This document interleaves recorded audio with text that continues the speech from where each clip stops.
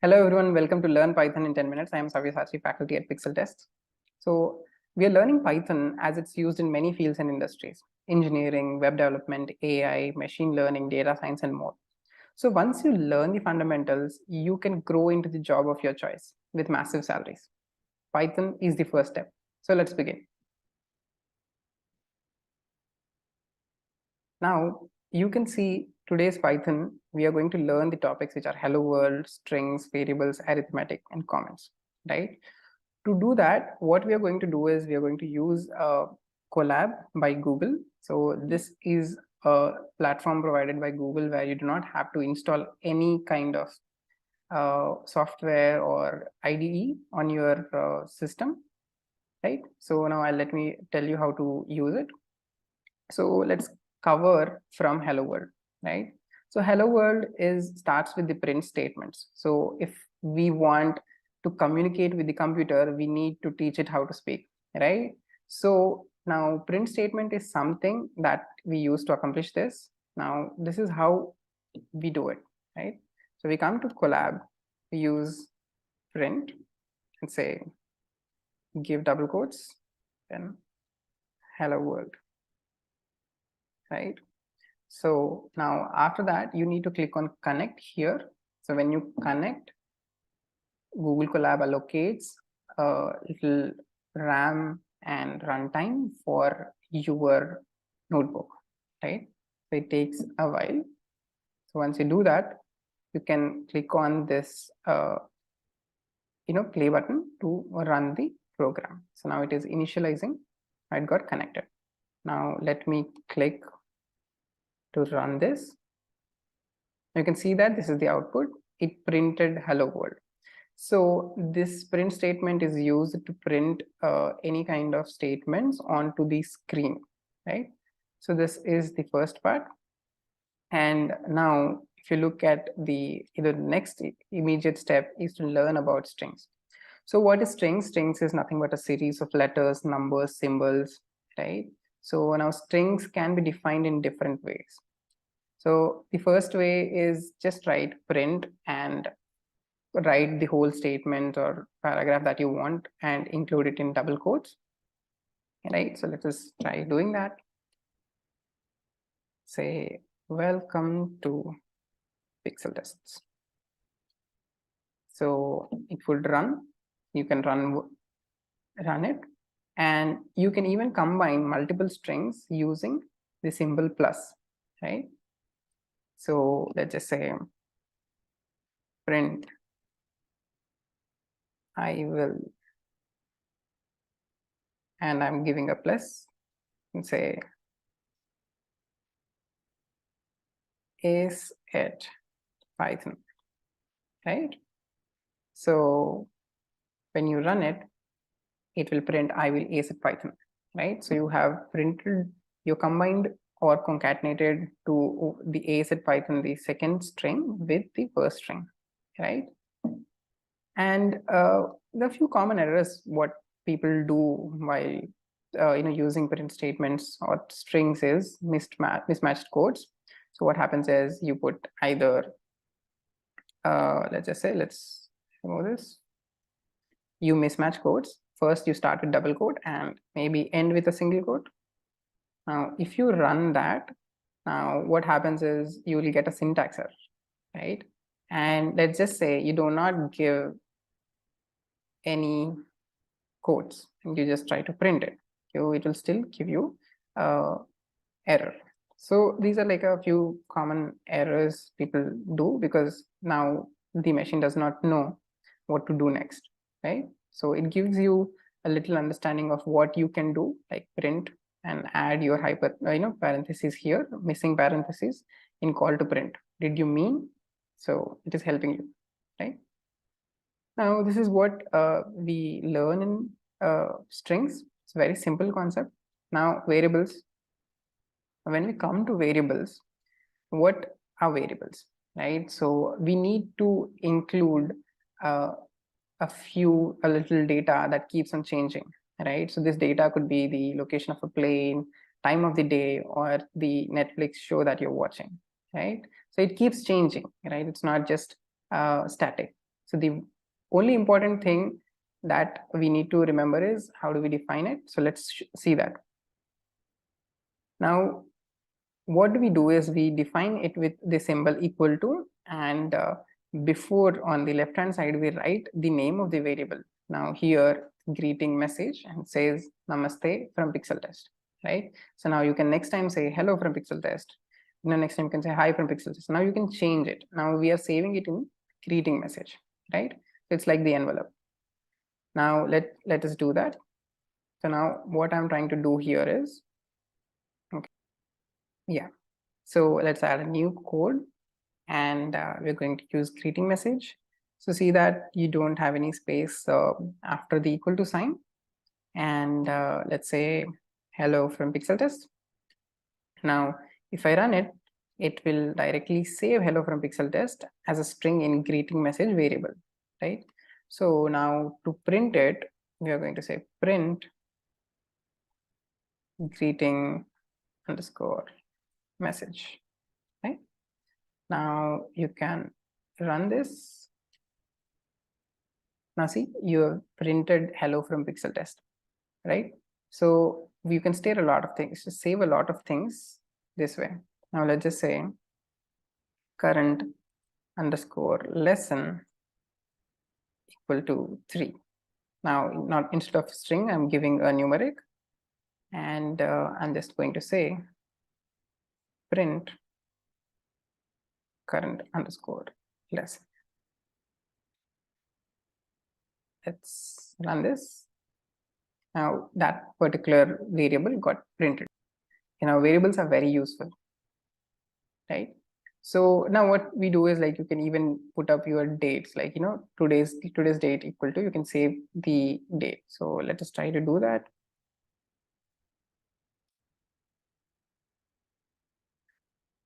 Today's underscore date equal to, let's just say 16.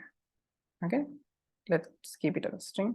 16 November 22. Now instead of printing it here, it's today underscore date, right? So now it will print, it will run all these, right? So now that got printed. So now that's about variables. Now if we proceed further, we go to arithmetic. So now the basic form of arithmetic, you can see, is your calculator. So it computes all your symbols, multiplication and addition, and all the other functions also, right? So now the same way we use Python, the way we concatenated two strings, we can add two numbers, we can multiply, we can subtract with the common symbols that we use. We use asterisk to multiply two numbers, right? So if you see them, let's just say the same way, we just go code and say now apples equal to 2 baskets, 3 each, right? So now let's just say print apples. I can see the product is 6. So now this is how you can use arithmetic on variables. And if you want to, there's a new operator that Python introduces, which is the modulo operator. Now modulo operator is something that returns the reminder. Like if you want to know what is the reminder when one particular number is divided by 1 or 2 or 3 or any other number, you can just check it, right? So let me just do that. So this helps you in trying to understand if a number is divisible. So now while doing programming, this comes handy. So we are going to show you how it works. So let's just say now we want to know what is the remainder when 151 is divided by 2, right? It is 1. So now the remainder. So what we have done, we have saved this reminder in the variable called reminder. Now let's say print reminder, right? Let's run it. Now you see we have printed 1, right? So now let's just say if you want to divide it by 3 and know what is the remainder, it's still 1, right? So that's how this works, right? So now let's just say 150 divided by 2, remainder would be 0, right? So 2 into 75 is 150 and there's nothing remains. So you can check if numbers are divisible by other numbers, with the modulo operator, right? So the percentage here behaves differently. It is called the modulo operator. Now, if we come back to this, the final concept for this is comments. Now, what happens is Python runs every line that it comes across. But if you want it to not run some part, some statement, that is where we use comments. So the machine does not run this code. It is only used for humans to read. So we want to write code that is understood by somebody else if they reads it, or even if you want to leave notes for yourself in future, right? So you just have to use an asterisk symbol and work it. So let's just say, let's do this. We put up code.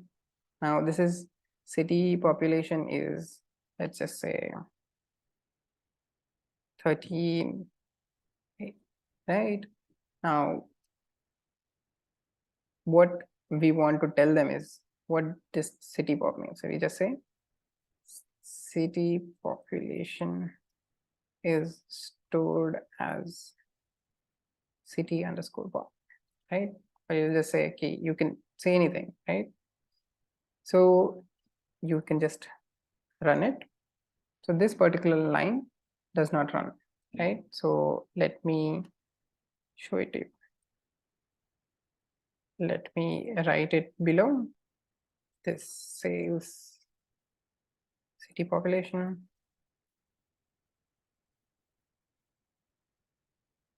and say print city underscore pop, right? Now below that, let me say this prints population. Let's run this. So now if you see, the population was saved and the population was printed, but these lines did not run. So if you want to write something like this without the asterisk, you'll run into an error, right? So this is one common error that people do. People write comment and they do not include the asterisk symbol. Okay. So in today's Python session, we are covering updating variable numbers, types of divisions, multi-line strings, booleans, and value errors. So yesterday we have covered the first 5 topics. Now let's cover the updating variables. Right. So now let's first head to our collab. Now I'm going to create a new collab. So while it is setting up, let's understand why we need to update variables, like as we have discussed variables yesterday. Now let's just say this is an example. Now there is a variable which says fish in pond is 50, and now catching fish has started. Now there are 50, out of 50, number of fish caught is 10. So now the new number is fish in pond minus number of fish caught, right? So this is how the variable that had 50 earlier now is going to hold 40, right? So this is a very frequent, arithmetic that we keep doing in Python. So like x equal to x minus y or x plus y. So with the same variable, we are going to subtract or add something to it. So for that reason, Python for this own sake has its own shorthand, which works something like this. Let's just say there is a problem statement which is from January to June, the rainfall has been given to us, right? So we have Jan, Feb, and every month's rainfall in numeric has been given. Now annual rainfall has to be calculated. Now let's just say it's June month, so equal to January to June rainfall. So it is sum of all of this. Now let's just say there's 1 month passed and the July rainfall is 1.05. Now, what is the annual rainfall till that particular month? We have to be checking that, right? So how do we do that? So let's first copy this, come here, and let me parallelly connect. In the meanwhile, I'm going to paste it here, name Python syntax 2, right? So we're here, right? Annual rainfall is all there. Now the new annual rainfall is, one way is whatever earlier annual rainfall was there plus July rainfall, right? To understand what happened, let's try to print it. Print annual rainfall.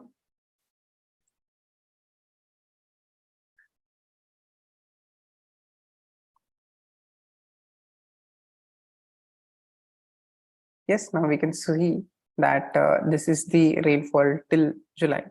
But now, if let's just say we have the whole year passed on, right? So there's other way to do it as well, right? So how do we do that? The shorthand that we want to introduce here is, instead of this, let me comment this. We have learned commenting earlier. Just going to do annual rainfall plus equal to July rainfall, which means add July rainfall to annual rainfall, whatever the earlier number was. Now, if I print it, the number is still the same. So this is the shorthand that we are going to use very often. To understand it in a better way, let's see how we can do it further, right? So now August rainfall is so and so. Let's do it here itself. August rainfall is 4.91.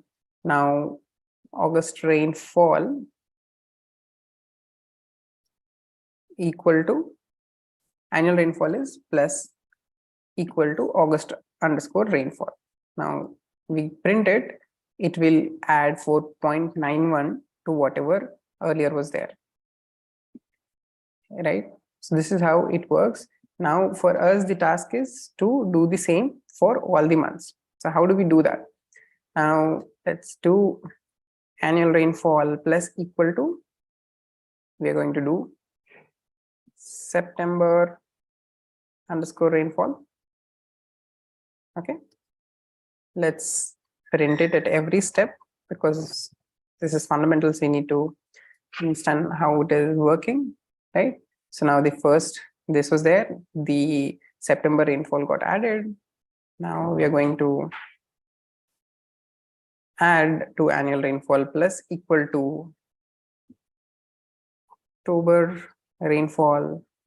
We're printing it. Now that got added. Now let's not do it for every month. Now let's do it twice. August rainfall plus equal to November rainfall and annual rainfall plus equal to December rainfall, right? So now if we print it now, this would be the actual annual rainfall from Jan till December. So this shorthand we are going to use very often. Now, if you see here the same way, we can do minus equal to also. Let's say, which means from the whatever variable we have, subtract this particular variable, right? So let's run it. So it's going to subtract the variable, the December rainfall from what November rainfall was, right? So if you see,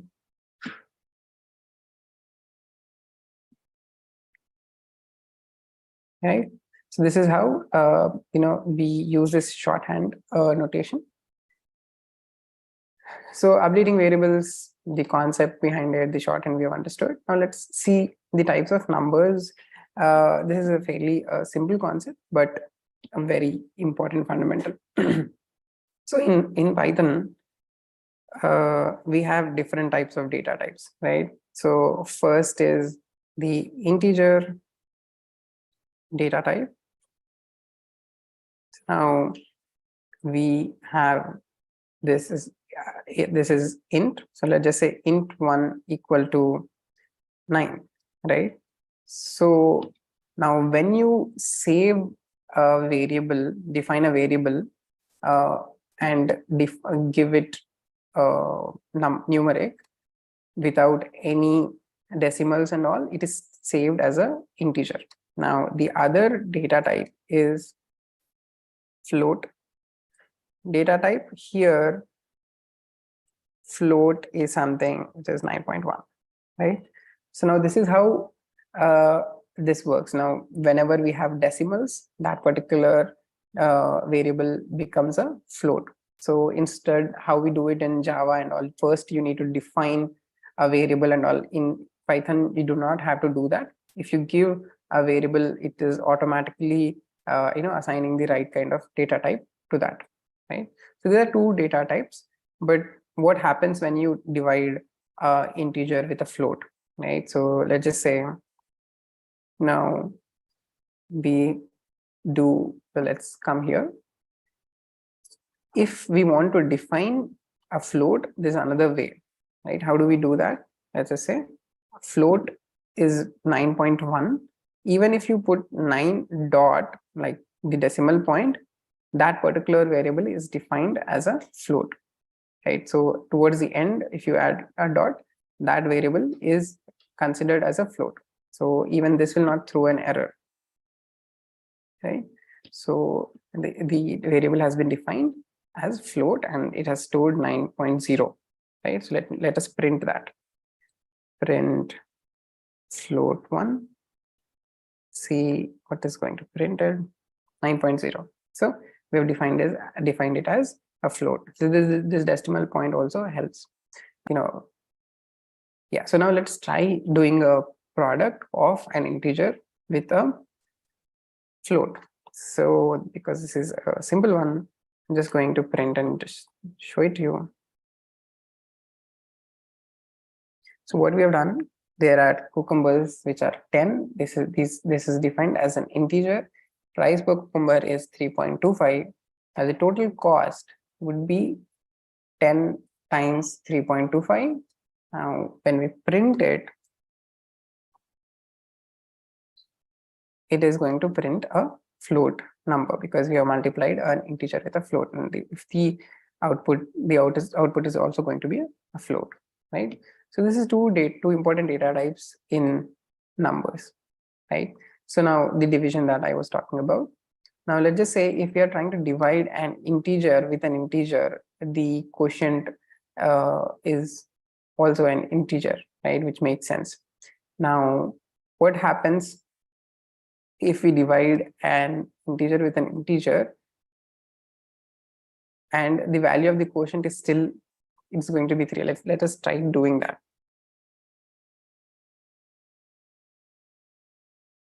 Say quotient of this, let's remove the space before, okay, and let's say print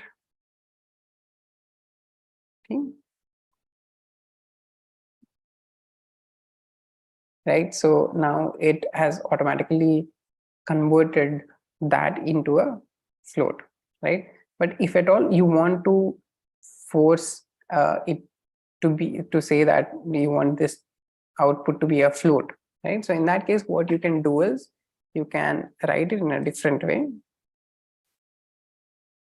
You can just say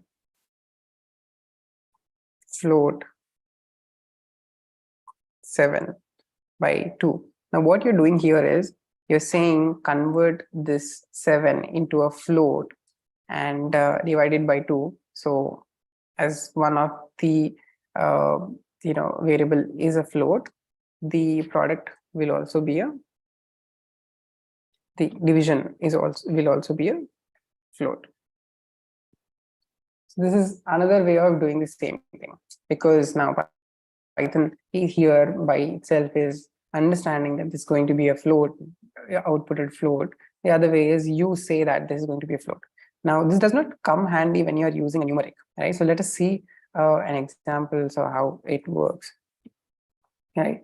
So now let's just say there are 100 cucumbers and there are number of people is 6. Now, if we want the output of this, let's say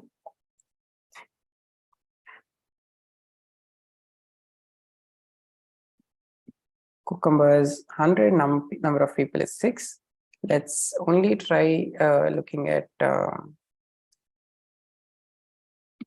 float cucumbers per person. Now here float of numeric does not make sense. Now what you have done, this variable, you have converted this into a float and then try to print it. So then try to define it onto this particular variable. Let's try to print it. Print and let's see. Yeah, so now it is 16.66. The number, it's going to be a float number. Now let's try doing it without this. Here it's still going to be the same, but you know, if at all, just in case if ever you want to convert it to float, you can just go ahead and do that, right? So this function, this method is something that will come handy at times, right? So we have understood how division of integers work and how division of integer with float works, and how we can force a number to be float by using the float method, right? So now multi-line strings, this is also a very fairly very common and useful concept. Now if you see there's a variable and you want to have a multi-line comment or multi-line string, right? So what do you want to do is, instead of defining let's just say multi-line string is multi-line string equal to, now I'm just trying to do double quotes and say plot 10, and I'm just giving a enter and say Hyderabad and say 0 and say India. Okay, so now if you see, I am trying to do it and it's already showing me an error, right? So now how do we write a multi-line string? Now the way to do it is you give three double quotes, right? So when you do that, this works. So now if I am trying to print this multi-line string, I can do that, right? So it got printed, right? So if at all you want to print multi-line strings, this is how you're going to do it, right? Now the other way, if you're not defining it, if you're not defining a variable and still writing something between three quotes, what it's going to do is just going to show you in this particular format, right? So the best way is always to define it and you use the triple quotes to have multi-line strings, right? So these are very simple concepts. And this booleans, now if you commit booleans, it is nothing but if you want to save, if it is green light right now, it is true or false. If it is red light right now, it's true or false, right? So you can always you can save in a variable if it is going to be true or false. Let's just say this is a small task here. Now we have somebody introducing ourselves. somebody introducing themselves. Let's just say, hi, I am Maria and I live in this particular program and I'm expert Python coder. I am 21-year-old and I plan to program cool stuff forever. Now, we have to say, now if there's a question, what is, the question is, age is 12. Is the age 12? What is the name, right? So let me just show that. This is the comment. Now, what is the age? Is the age 12? Now, we can see that it is not. So either you can say as 0, which means it is false, or you can write false, right? And is the name Maria? Now, it is true that you can write 1, or you can write true, right? So false and true, they, translate to 0 or 1, right? Now, sorry, let's remove this, right? So it saved this, and later if you want to know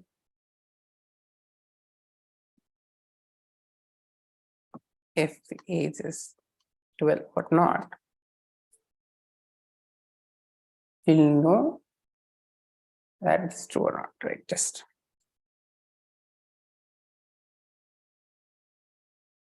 yeah, so it's false. Sorry, so that was not all caps. It's camel case. Yeah. So now if you see here, we have this question where somebody is introducing themselves, telling that they are 21-year-old and their name is Maria. Now, if the variable is the age 12, now we know that it's not, it's 21. So you can pass on false as a, you can define it as false, and you can define name is Maria as true, right? Then you can print whatever is needed. So you can use booleans time to time for a lot of things that we are going to do in the further next sessions. Now, the value errors. Now, what happens if we want to print along with a numeric and a string? Like, let's just say we see somebody has defined the age as 13, and we have defined age as 13, and now we want to say I am plus age plus years old, right? Now, if you see here, there's a type error. So this is what we want to cover here. Now, why is this happening? Because this is a string and this is a string, and we are trying to concatenate between that integer. So now it will not be possible directly. So we need to convert this integer to a string. So how do we do that? We use this method called str. So this is going to convert the age into a string. Now it shows I am 13-year-old.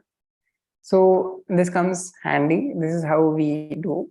And even if you see string addition, if you put integer, a numeric between double quotes, it becomes a string. So anything that Python comes across between double quotes, it considers as a string. So you can even add to strings that way. So it will not give you the sum, right? So if you go ahead and try this out.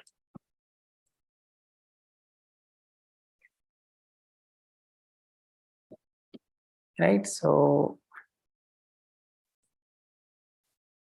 I'm just trying to go to, let us try printing it.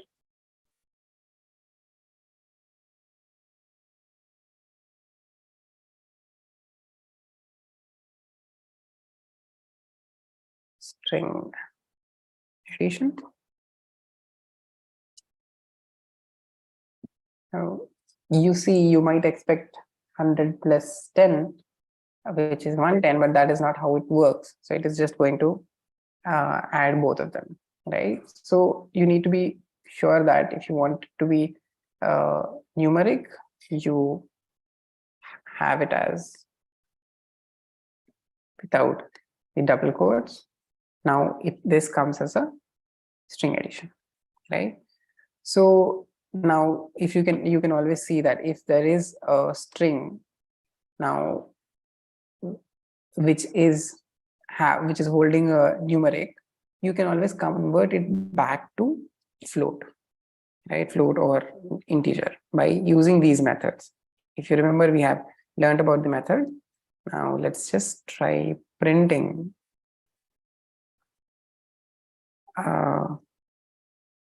this is sir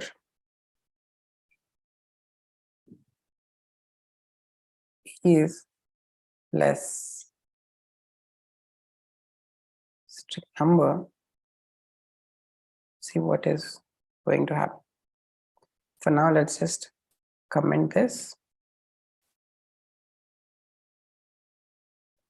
Okay.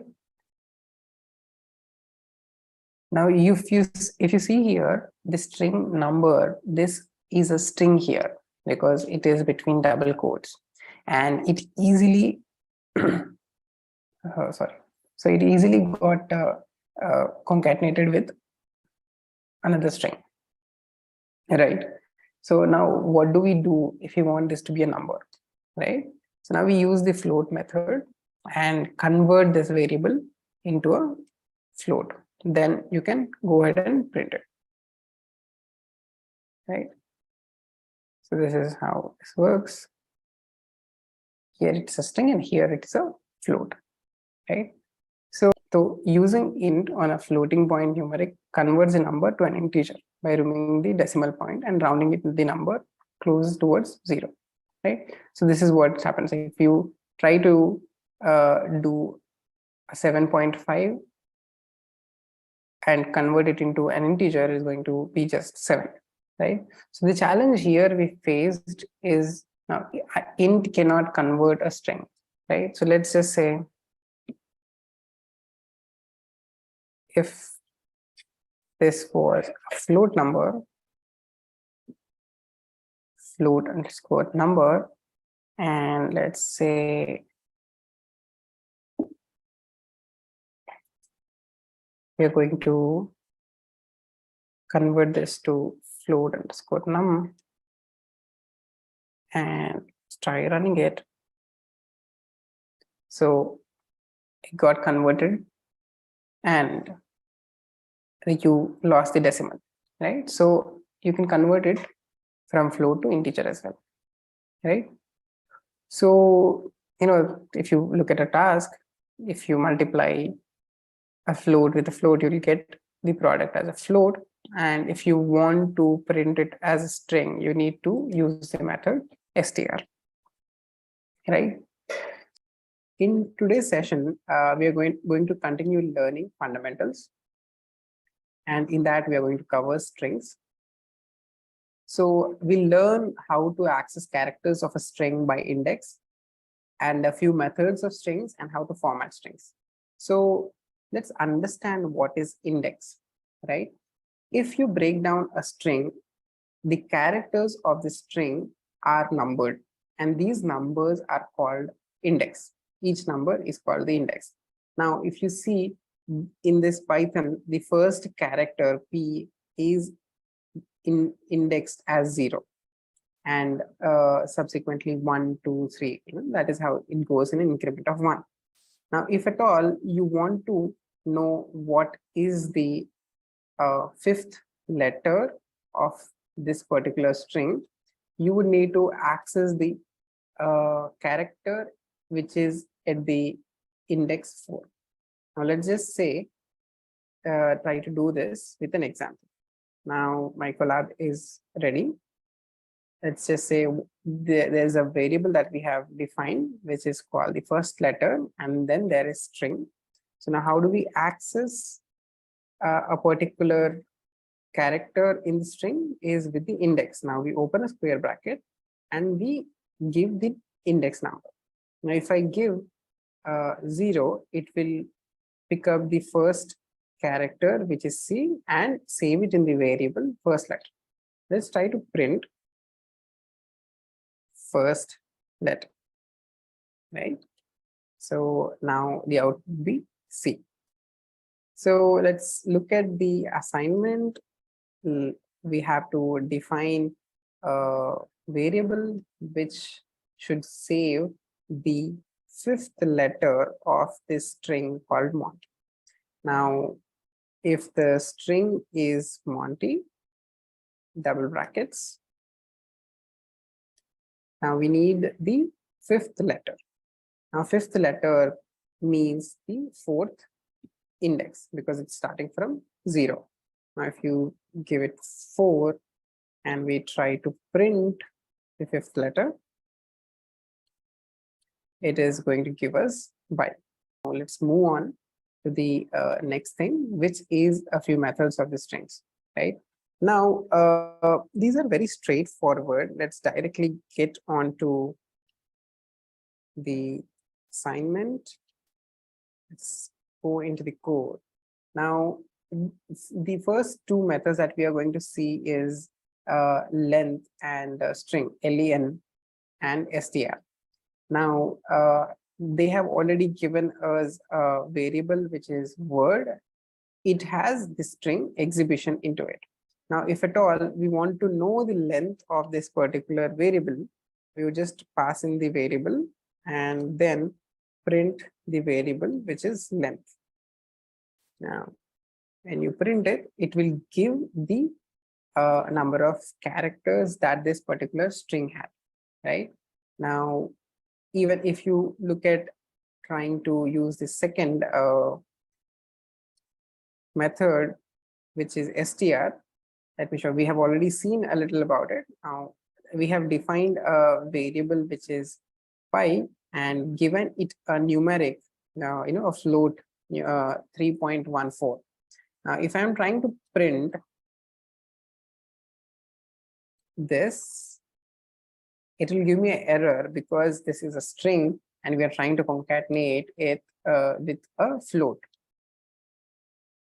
right? So now how do you convert this into a string, right? So now you use the method str and let's try rerunning it. The value of pi is around 3.14, right? So now we have successfully converted it into string and then we got concatenated with the string given. Correct. So now let's move on. Now, if you see, the next methods are also fairly simple. Let's come here and let's see what we want to call lower and upper methods using the dot notation. So let me tell you what is the dot notation. Now, this word variable has the string exhibition, and if you want to have the whole of the exhibition in lowercase, now you can see that E is capital right now. If I'm going to do word dot lower method, if I'm calling this method this and I'm trying to print it, this is going to give me this word in lowercase. Now, if you see, this method is called using the dot notation. This is called the dot notation, and the dot notation is used for strings. Why we have not used length and string like that? Because it can also work with other data types, but lower and upper work with strings alone. So that is why we are using this dot notation. And if I'm going to print it, it's going to give me in all small case. Now, if I'm going to use the same with the upper method, it's going to give me the all caps. Let's move on. Now, in strings, if we see how to format strings, we have seen earlier how we have concatenated a variable with a string by converting it into a string. But there is a better way, right? So we use this percentage operator here, and do it. So let me show it to you. Now there are two strings. The first string is red light and second string is green light. Now we want to print a statement which says go when it is green light and stop when it is red light, right? So how do we do that without trying to, concatenate in a complex way, right? So this is how we do. Now we have this whole string, stop when it is a, now this is the placeholder. Here we are going to use this %s and replace it with red light, and then go when it is a %s and replace it with green light. Now how do we do that? So we write print statement, then write our string and put the placeholder %s wherever we want the variable, and just after the string we put the operator % again, and in brackets comma separated we are going to write these names of these variables, write these variables. Now how this will work is print stop when it is and it will start looking for the variable here after the % operator and replace it here, and then go when it is then again it will look for the second variable in this particular brackets and replace it. So let's try doing it. So this is how it will work. So stop when it is a red light and go when it is a green, right? So this is how, let us try to do a real assignment.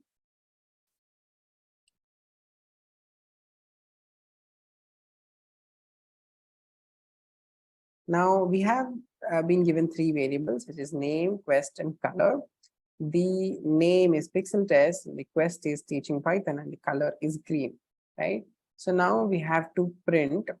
So your name is here, there is a blank. We need to bring, what is that we need to be adding here is %s. Your quest is the second variable %s, and your favorite color is %s, right? So now let's put the brackets here. And then here there is another blank. Here we are going to put another %, and name, quest, and color will be replaced. The %s will be replaced with name, quest, and color variables, whatever string is there in that particular variable, right? So it will not give us an error. So this is how we format our strings. In this session, we are going to learn fundamentals, and in that we are going to cover date, time, and operators. How do we get information? How do we extract information about date and time, and a few operators that we will be using in our conditionals, which will be the next module, right? So let's get started with the date and time. How do we get the current date and time? Now, if you look at this particular statement, we use this function called datetime.now, right? And here we use this line from datetime import datetime. So what this line does is it imports the datetime library. So in those libraries, these functions are all already written. Let's go ahead and test it. So I have my collab ready, and we would say print now. So what we have done, we have imported the datetime library and assigned the current date time information to a variable called now and printing the now. You can see that we have the date and time, and this time is very detailed. Now if I rerun it, it will get updated by a few more seconds, right? So now it was earlier it was 21, now it is 26, right? So this is how we have got the time. Let us move forward and see what all things we can do, right? But this is not the date and time information that we want every time, right? We would want just to print it in a different format. So let's see how we can try extracting specific information for our need. Let's save the date and current date and time in the variable now. And we have created 3 new variables, current, year, month, and day. And we have used now.year to save the current year in this particular variable. Similarly, for now.month and now.day. Now these variables are holding the current year, month, and day. And now we are going to print these variables. What we can do is directly print current year, current month, and current day. Now you can see the year, the month, and the day have been extracted. But how do we put it in a better string format, right?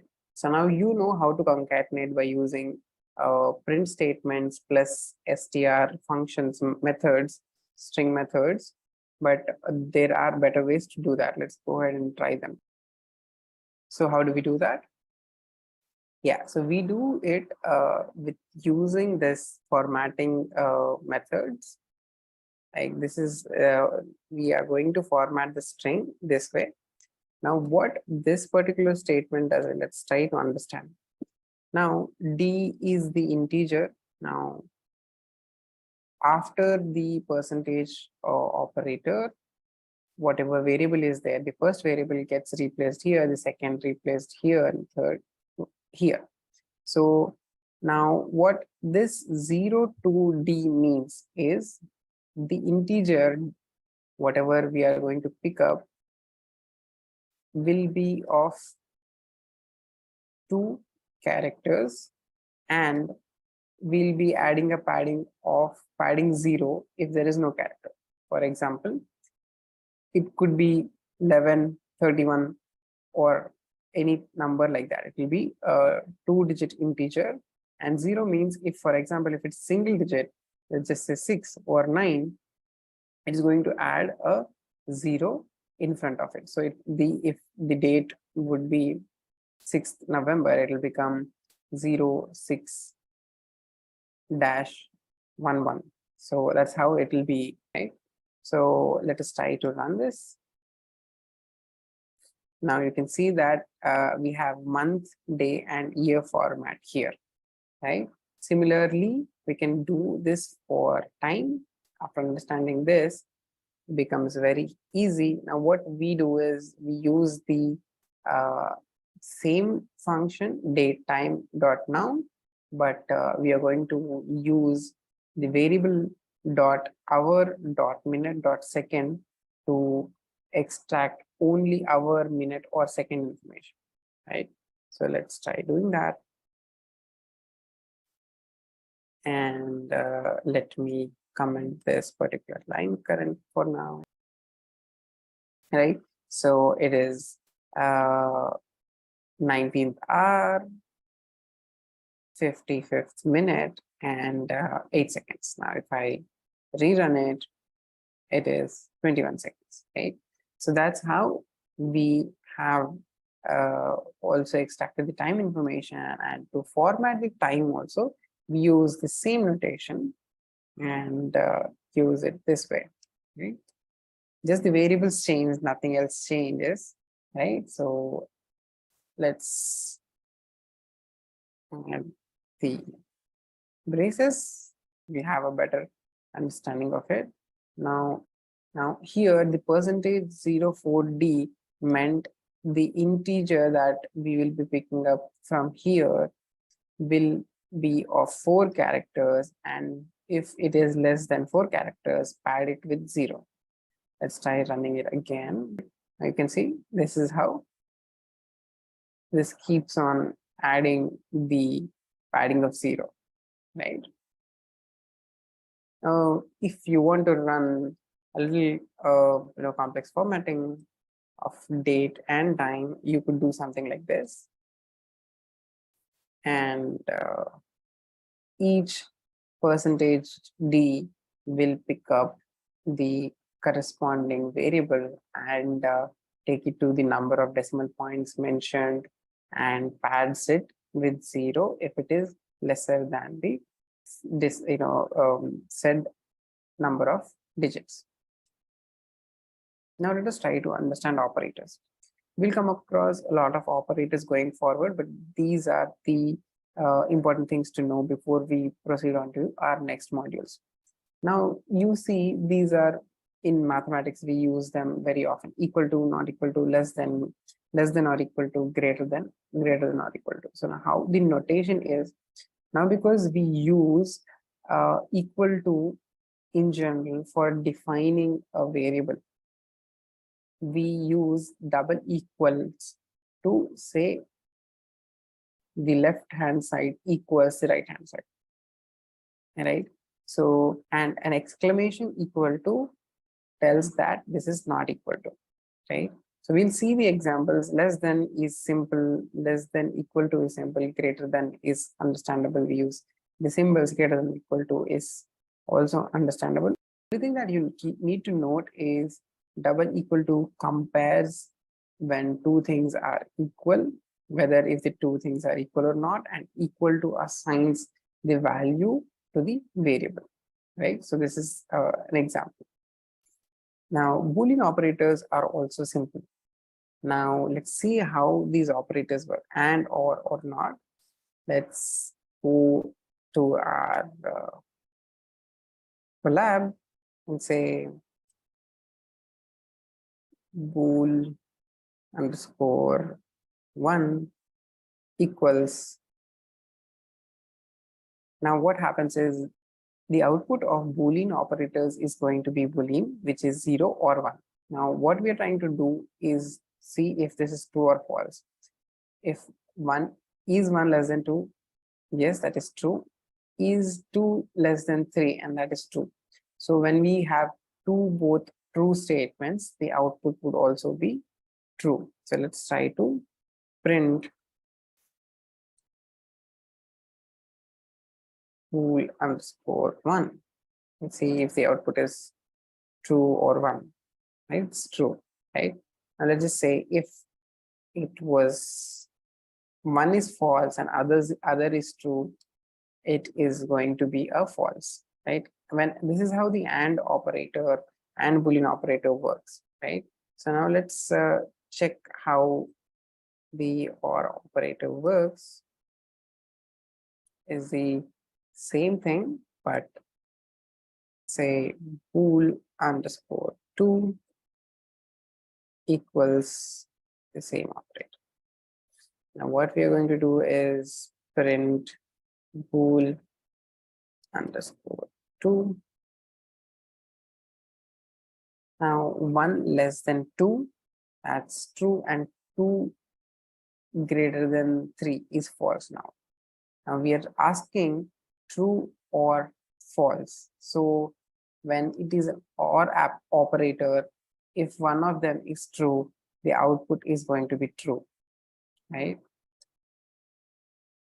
It's only false when both of them are false, right? So let's just say 1 is greater than 3 or 2 is greater than 3. So now what this does is it will check if 2 is greater than 3, and it returns false, and it checks 1 greater than 2 and returns false, and false or false becomes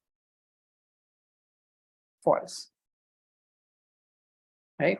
So this is how the OR operator also is used. Now let's see how NOT operator works. This is very simple.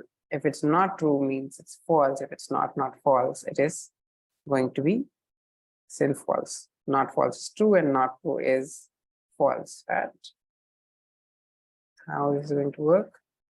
Not true is false, and not false is true, and not true is false. So this is how the NOT operator works. It just reverses the Boolean, whatever is there, right?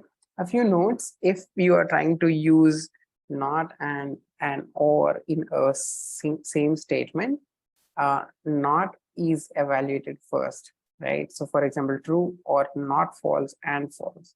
So here it will evaluate not false first, and this statement will become true, and then and is evaluated, true and false becomes false, and true or false becomes true, right? So this will be the output. So the best way to evaluate in such cases is use parentheses. Now, whenever you use parentheses, the brackets, it ensures that that particular unit is evaluated on its own, and then the operator works as usual, right? So let's do this final check. True or not false, as we thought is true or false. So that becomes true. So in this session, we are going to continue learning fundamentals. We'll see conditionals, if, else, and else if statements, a few methods, and an exercise to follow. So let's dive in. So what are conditionals and control flow? We want many times our code to make decisions. Conditionals and control flow give us the ability to choose among the outcomes based upon what is happening in the program. So we'll see this through an exercise. Let's see how the syntax of this all goes. In our previous sessions, we have seen equal to and double equal to difference. Now, if you see animal equal to tiger, here we have saved the value tiger into animal, the string. Now, if animal double equals means if animal is tiger, then print, there's a statement which says the animal is tiger. So now this if statement will only execute the print, whatever statement is there below the if statement will only execute when animal has the value of tiger in it. So we have given this code ability to execute a line only when the condition is true, right? So now a few things to note is the indentation. When you move a particular statement by using a space or a tab, this is called indentation, and this is very crucial in Python. Whenever you indent one particular statement below other, the indented statement, the statement that is inside, is considered as a block which is part of the above statement, right? So we'll see a little about a little of function. Now, if you see DEF, which means definition. So we are defining a function which is called greater than, less than, or equal to 5. So now we have created a function greater than, less, equal 5. Now answer is going to be a variable. So let's go and execute this here. We have our collab ready. Okay, now let's check how this is going to work. So what this does is this defines a function greater than, less, equal, and a variable is being passed, which is answer, right? So here what we would do is, like, for example, somebody is calling this function and passing a number which is like, let's example 4. So what do we want here is if answer, whatever is being passed here, is less than 5, return 1. Else if means if it is not 5, if that statement is not true, run this function. Answer is greater than 5, return -1. Else, which is the equal case, and then return 0. Okay, so let us see how this runs. I'm going to print these 3 statements. Let's see what would happen with 5. Now, this function greater than, less, equal 5, 5 is being passed as answer, and if is 5 less than 5, no, so it will not return 1. Else if it will check is it greater than 5, no, it is not, it is equal, so it is going to return 0. So similarly 4 and 6 also will return something. Let us try running this.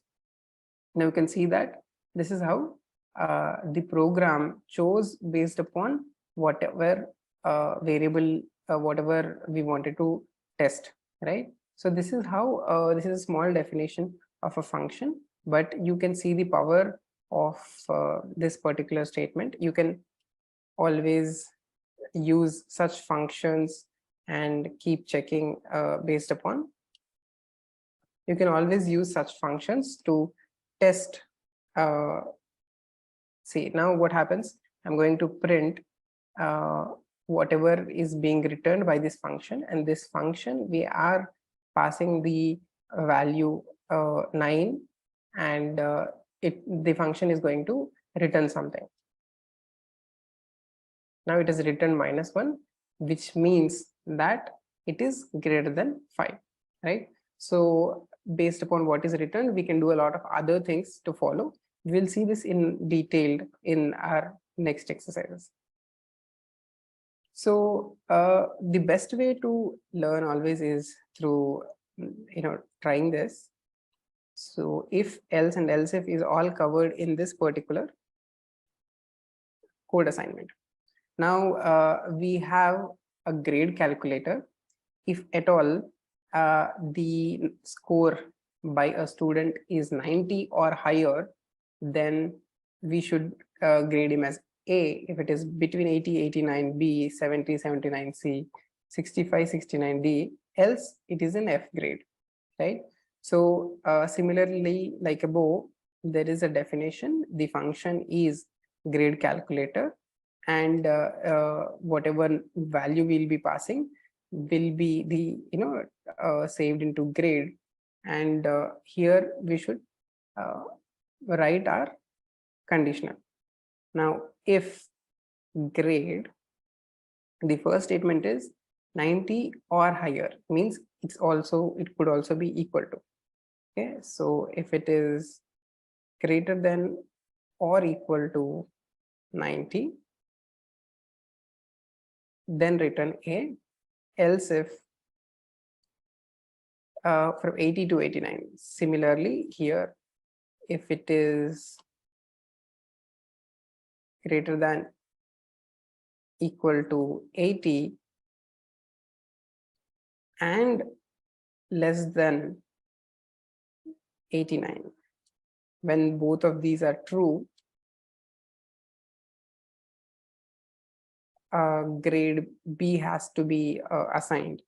And similarly, we are going to else if, means if not that, then test this conditional 70 to 79, return C. Else if check 65,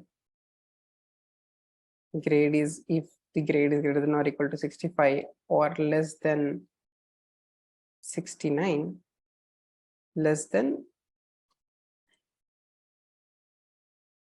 it could be less than or equal to,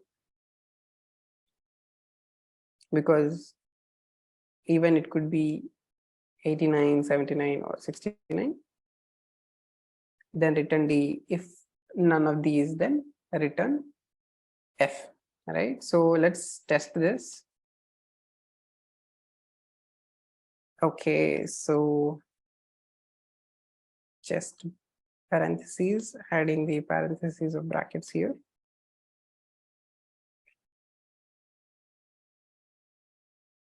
Right, so let's run this. Okay, somebody who's got 61 got a F grade, somebody who's got 70 got a C, and somebody's got 92 got an A. So we were able to define a small function and also used conditionals to let the program return based upon if it is true or false, right? So this is how we use if, else, or else if. In this session, we are going to learn about functions, what are functions, parameters and arguments, call and responses, functions calling functions, and a little practice, right? So let us start with what are functions. And in Python coding and Python programming, you would want to use a piece of code, a block of code, again and again. Like for example, if there is a date function, it remains the same everywhere, and you'd want to reuse it. So that is to make the code cleaner, we write these functions. Instead of writing the whole code everywhere, we just call the function alone, and from there we can use it repeatedly. So let us look at this quick uh, definition of a function. Is very preliminary. Now let's go ahead and learn a little more. Okay, so in this function, if you see, this def is the definition. Here the definition of the function is going to happen, and if you see, this is the name of the function, tax, and bill, this is the parameter. Now in parentheses is the parameter.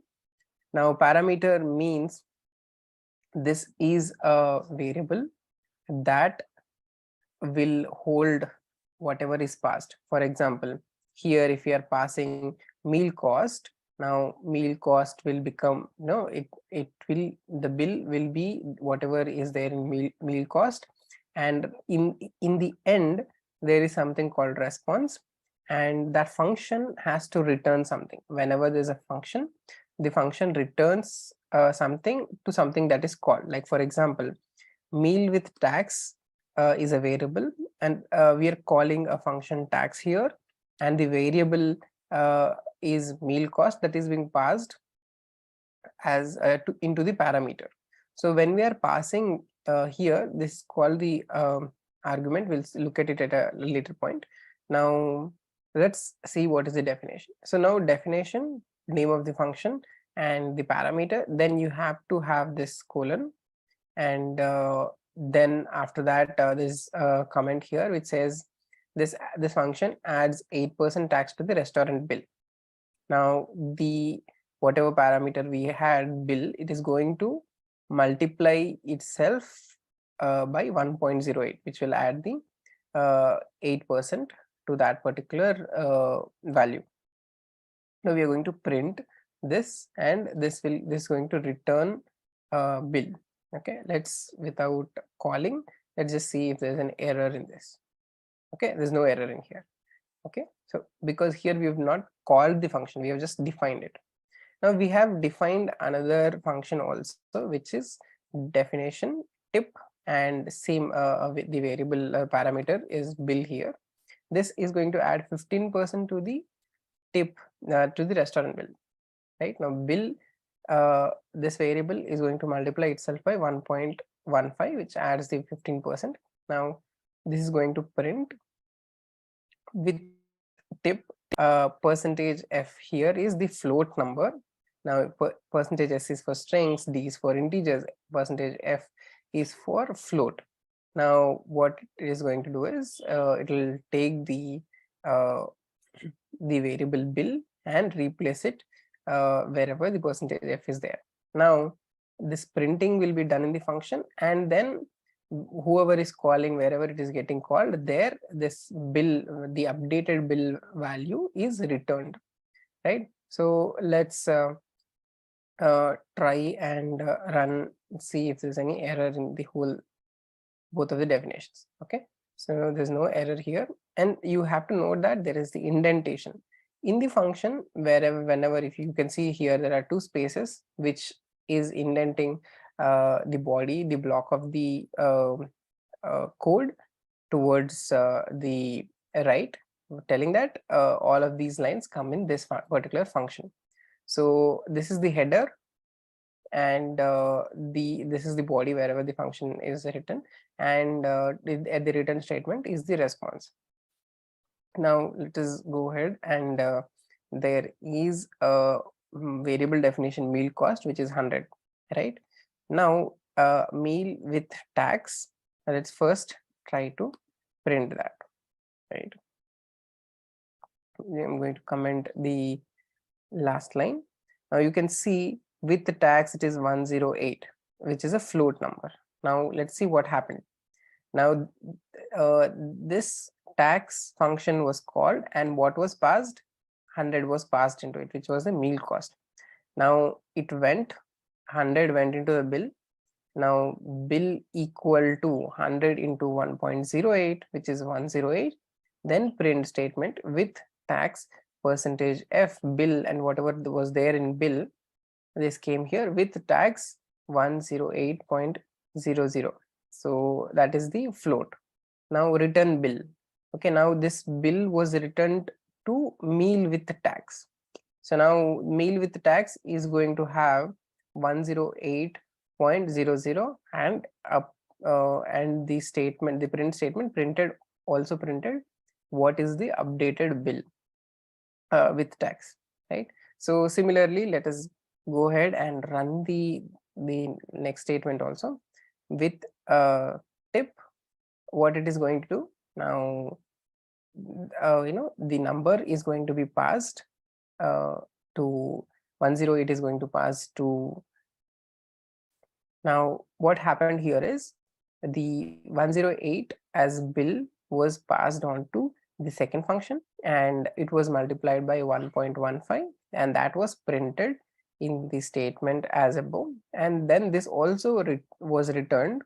The new updated restaurant bill was returned and it was saved in meal with tip variable, right? So let us even try to print the variable meal underscore with tax just to understand it got saved in there,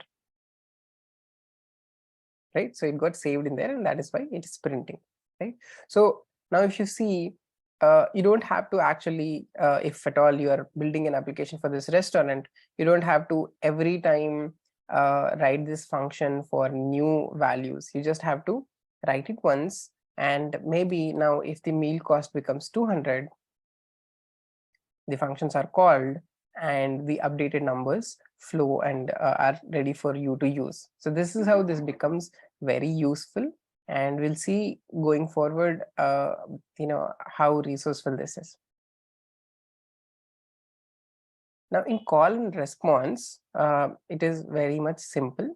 Now let us go ahead and see this. Now there is a definition of a function which is going to square the number that is passed. Here the parameter is n, and there is a comment. If you remember the multi-line strings you can use for commenting.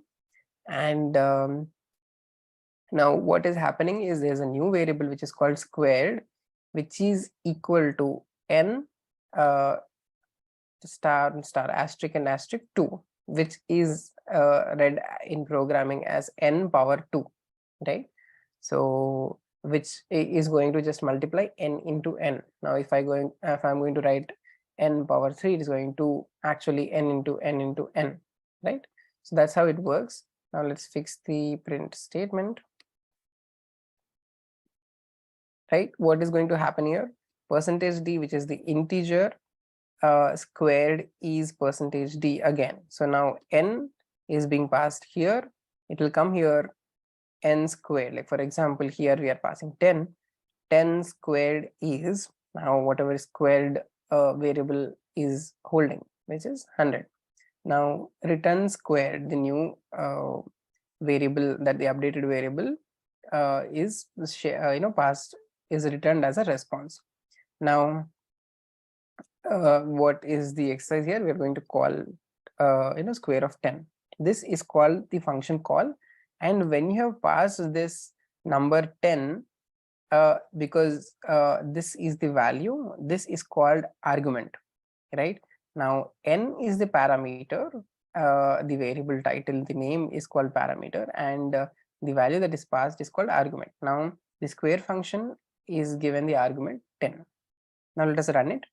You can see this function has now printed 10 squared is 100, right? So this is how you can use this function. Let's say if I want to square 5, I don't have to make much changes inside. Now 5 squared is 25.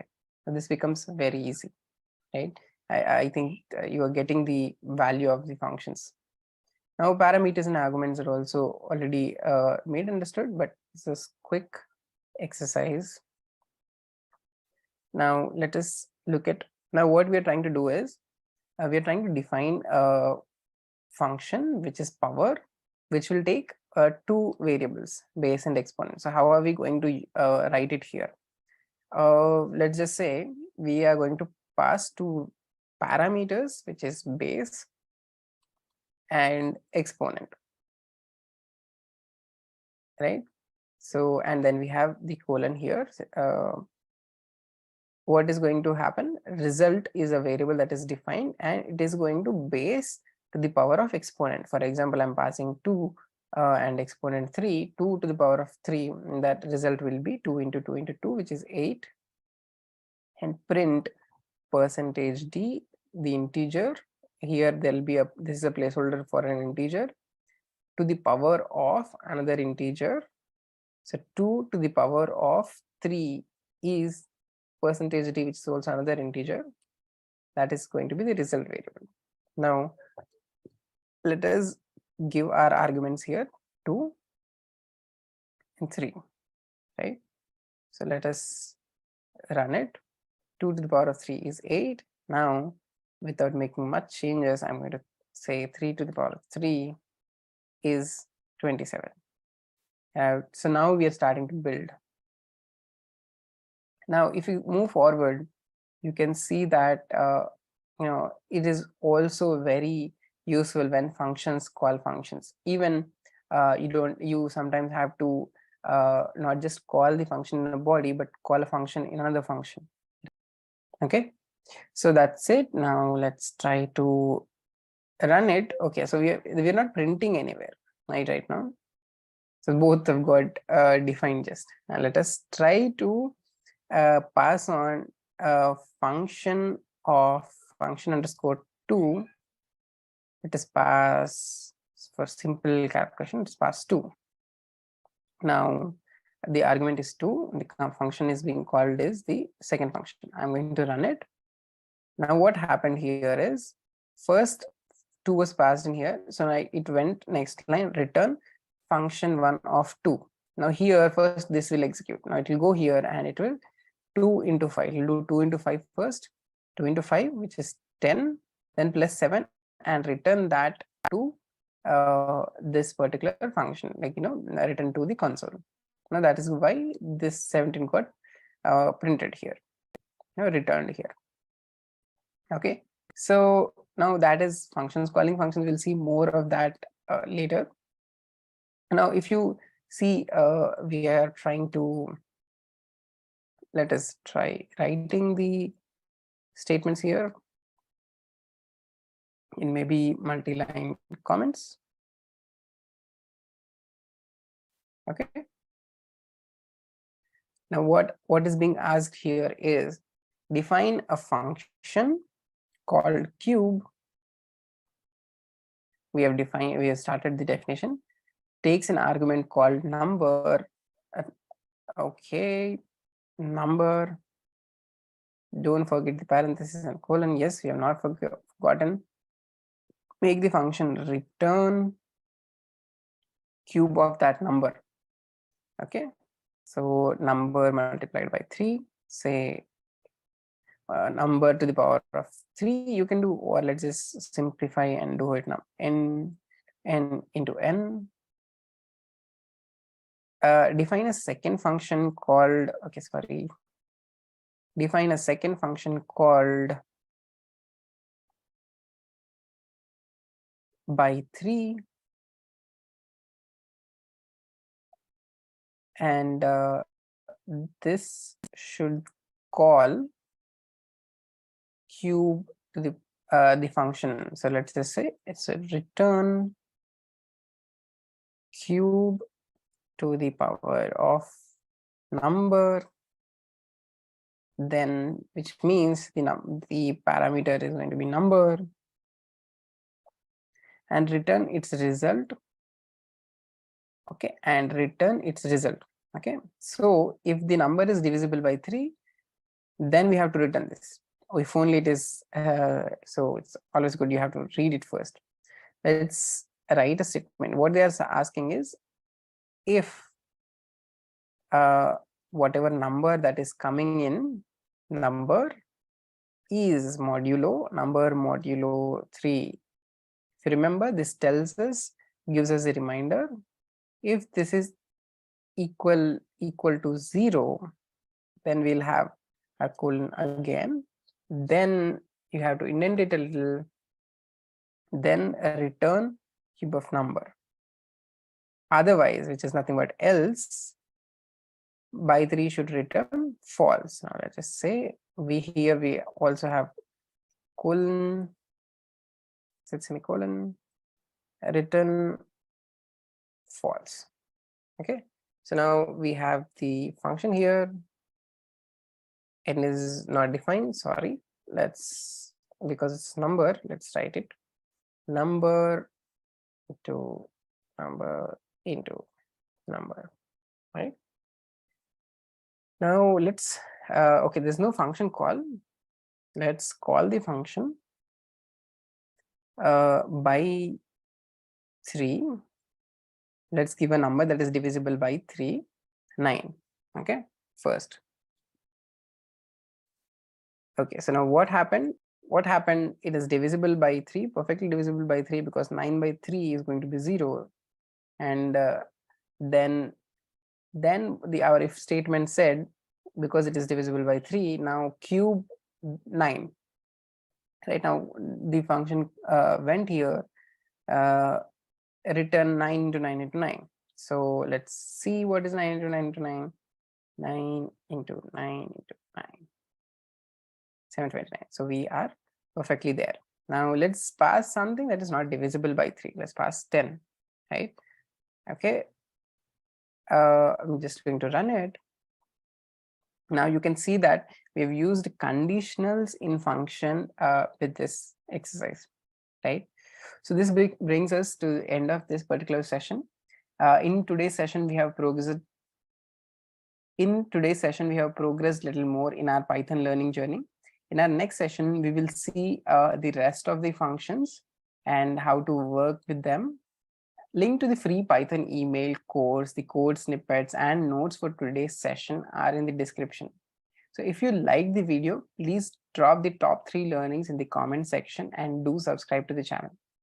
In this session, we are going to continue learning our Python fundamentals, covering the second part of functions.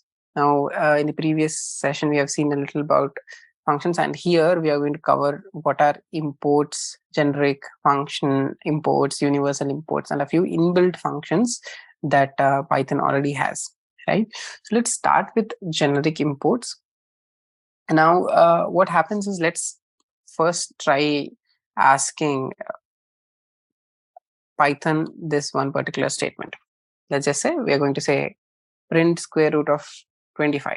Now it has given us a invalid syntax error, and you might say, Sachi, we have not defined the square root function. That is right, but Python has many modules that work as a library of functions. Now what these which are commonly,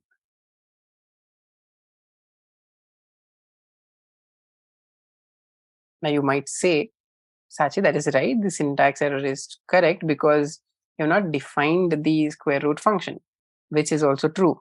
But we don't actually have to define square root function, because Python already has a module which works as a library, and the definition of square root is already within that. So what we do is we import this module, and this function starts running. You don't have to write the definitions. There are many such functions that are already defined, and there are many modules which act as libraries. So let us look at a few of them. Now what we are going to do is we are going to say import math,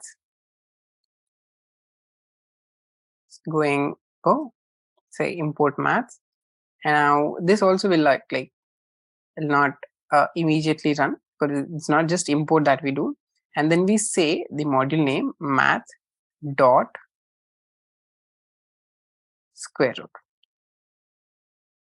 Now what we are telling Python in this statement is go ahead and call the square root function. There are multiple functions in math, but call square root function math dot square root. Now, if you see how we call string dot, a function module, this is how we are calling a function within this particular module. Now, you see the square root of 25 is 5, and we did not have to define the function because it was already done, right? So there are two sides to it. One is there are a lot of importable functions and modules that you have where you get the variables and everything from directly the definition within that particular library or module. And you can also create your own modules and libraries and keep all your definitions in that, so that you just have to import that particular module in single line and start using your functions without cluttering your code, right? So let us see a few practices. So these are called generic imports because this is the simplest way of importing. But there are other imports also, which are like function imports. What you do is now, if at all you do not want to write this math dot square root every time, so what you can do is there's another way. You say from math import just the square root function. Now you're telling Python that this is the only function that I need, and I don't need any other function that is there in math. So there's no confusion. You don't have to say math dot square root. Now you, even if you give square root, that also is fine because that is the only function that exists. So we have imported a function of the module. Now let us try giving another number and see it worked. Right now, this is function import. The generic import imports everything, and then you have to specify module name dot the function that you want to call. And the prerequisite is you should know what is the name of the function so that you can call it properly, right? So now let us try to understand the other way of import, which is universal imports, right? So now what we tell in this particular type of imports is I say instead of importing square root, I say import everything by giving a symbol called a symbol asterisk. Now what this does is from math import every function, so that you don't actually have to write math dot each function name. There are good and bad sides of this, pros and cons.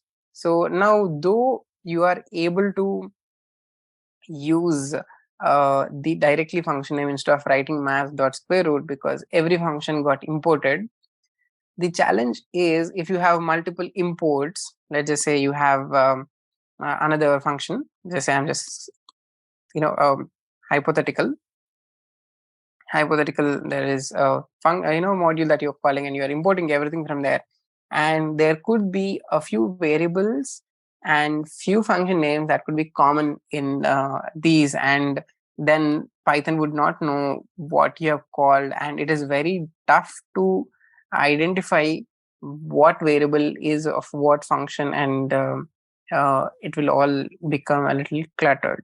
So though universal imports provide you a little comfort, but this is not a healthy practice to do imports, right? These are universal imports. And now let us look at a few inbuilt functions. Like these are a few skill sets that the makers of Python have already given to the Python. You don't have to import anything specifically, right? So let's see all of them together.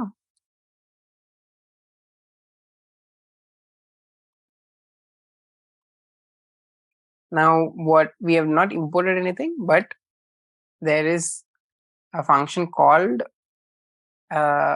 max, and this has multiple arguments. Now till now we have seen single arguments where only 9 was passed, 29, 25 such numbers were passed as arguments. Now here this is multiple arguments. We have passed 4, and this function takes multiple arguments, and the response is stored in the variable maximum, right?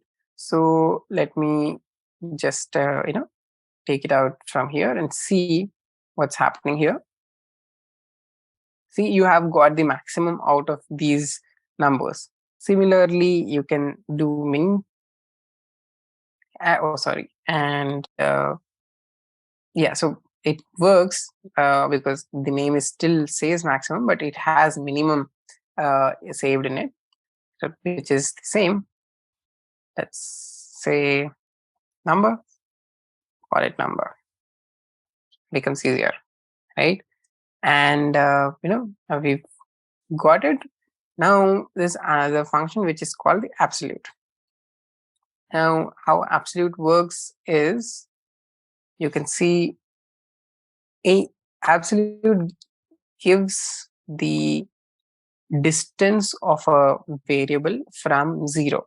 So it does not return negative. Now 10.5 from 0 is 10.5 units away, and plus 10.5 is also 10, same 10.5 units away. So now what is going to happen here is, it is just going to return 10.5 alone, right? So in a way, it removes the minus symbol, but that is not the actual uh, use of absolute. It gives you the distance from 0, right? Now if I'm going to print this,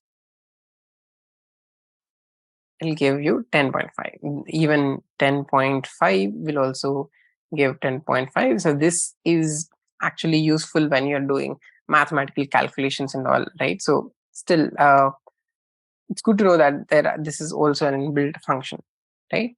So now what we do here is the type function. What this type function does is, it returns a data type of your variable or value, right? So now let's see, we are trying to, this is also an inbuilt function, type of 42. Now 42 seems like an integer, so it will return int, and 4.2 is a float, and eggs is a string. So if I'm going to print, it will tell me like what is the type of that particular variable. So this is also an inbuilt function. So it's always good to know there are such inbuilt functions. Now this is the same, the function we have already covered. This biggest number is going to use max, and it is going to return max, and smallest is going to do the same. Distance is absolute, biggest, and you can do multiple functions. So what we can do is, we can try running this. The biggest number will be 10 here, the smallest will be minus 10 here, distance from 0 will be just 10, right? So this is how we have come to know about a few inbuilt functions, and let us see what is there in practice for us. Okay, we are going to put up a new code because we don't want to run into errors. We are going to multi line comment it by giving triple quotes. What we are being asked is, first define a function. Let's call it shutdown. Okay, then we've given the colon. Don't forget the parenthesis or the colon. Then if the shutdown function receives an s, which means s is the parameter, and if shutdown the call receives yes as an argument, it should return shutting down. Okay, I'm going to give 2 spaces and say return double quotes shutting down. Okay, and alternatively, which is else if s is equal to no, then function should return shutdown aborted. If shutdown gets any other input, then it should return sorry, right? So what we are going to do is we say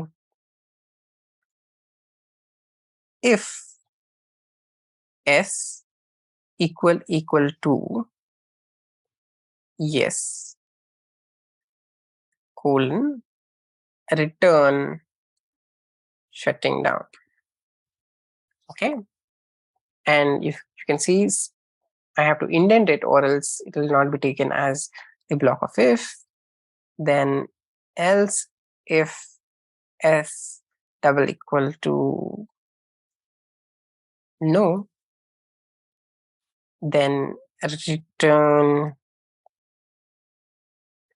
shut down aborted. And oh sorry, this is not the right way, it is elif, right? Then we have else whatever comes, just return sorry. Okay, so we've done what is asked of. I think here also we do not require the parentheses. Let's try to run it. Somebody has to call it also. Let's say shut down. First let us do the else statement. Say do it. Okay, now I'm what's happening? It said sorry. Okay, so that's not how it works. It said I didn't get that, right? Now I'm just going to say no, and it says shut down aborted. Okay, now I say yes, now it says it's shutting down, right? So we have used a little of whatever we have learned here. In this session we are going to cover lists and dictionaries, and we are going to see how to access by index, how to update values, length, slicing, and maintaining order, right? So now if you look at lists and dictionaries, so what are lists? Lists are very much like strings only. Here you can have multiple elements which could be of different data types. So let us look at this with an example. Now in this list, I'm going to first define a variable zoo animals, and I am going to use square brackets here, and I'm giving strings, 4 strings here, right? Now if you look at the statement here, we have a print statement. Okay, let me first run these 2 statements and see. So what is happening here is we have defined a list and given it in that list we have given 4 items, and out of those 4 items we have printed the first 2 items. Then how did we print it? With the print function, print statement. The first animal at the zoo is plus zoo animals of 0. Now this is accessing by index. Now if you can see, we have accessed the first element, which is pangolin, out of this zoo animals list. Now 1 is the second animal. Now 3 would be sloth, 4 would be peacock, like 0, 1, 2, 3. 2 would be sloth and 3 would be peacock. So you have to remember that it starts from 0 like strings, right? So now if you look at a little more examples, let us check the same here. Now we have another list which has now a data type of integers 5, 6, 7, 8. Now the list is created. Now what are we trying to do here is we are going to print adding the numbers at indices 0 and 2, right? Which means we are trying to add numbers, the name of the list and the index 0 plus numbers 2, which is the index for the second. So now 0 would be 5, and the value at index 2 is 7. So if we try to print it here, let's check. It's going to print 5 plus 7, which is 12, right? So pretty much very much like strings. Now, how do we update values? We just go ahead and reassign another value. Let's just say here, let's do the same thing. Changes. Okay. Now at zoo animals 2, what do we have? 0, 1, 2. We have sloth, and right now here we are trying to equate and reassign it with hyena, right? So let's see if there's an exception here. Let's try to run it. Okay, I've just removed the space. Okay, now let us try printing the animal at the index 2. Yeah, the animal is sloth, right? Okay, let's just say 0, 1, 2. Did we? Oh, okay. So this is before. Okay, so we have done a mistake here. We are giving the print statement here. Now you can see after the reassigning, now it is going to print the new statement. Now we can see expected and indent. Okay, let's take it inside and then print it. The second animal at the zoo is hyena. Now you can see that we have changed and updated the value of that particular list, right? And now moving forward, the length of list is also pretty much simple. Now what do you write is len, len of the name of that particular list, right? So I'm just going to say length of zoo, say zoo underscore animals, and I'm just going to write print of this, right? Let's try to run it.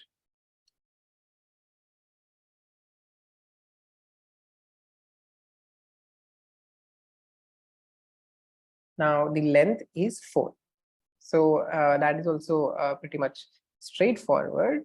And now the lists, the lists are always very much editable. Now, if you see, there is a list which is a suitcase. Now, this is an empty list we have given just to square brackets. It's an empty list. Now, when we use this list function, dot append, and in that particular parentheses, we give that string or integer, this gets added here, right? So let's just try to print suitcase first. What is coming in here? You can see that there's only sunglasses, right? So now we have appended dot append. Append is nothing but add to end, right? So it will get added towards the end. Now we are adding 3 new strings. So that first, let us see what is the suitcase printing now. The suitcase has 4 items, right? Okay. Now list length is length of suitcase, because we have seen the same length of parenthesis suitcase. Now there are percentage d items. Now here the integer placeholder is there. Here list length will come, which is 4 items. There are 4 items in the suitcase, and those items are the ones below, right?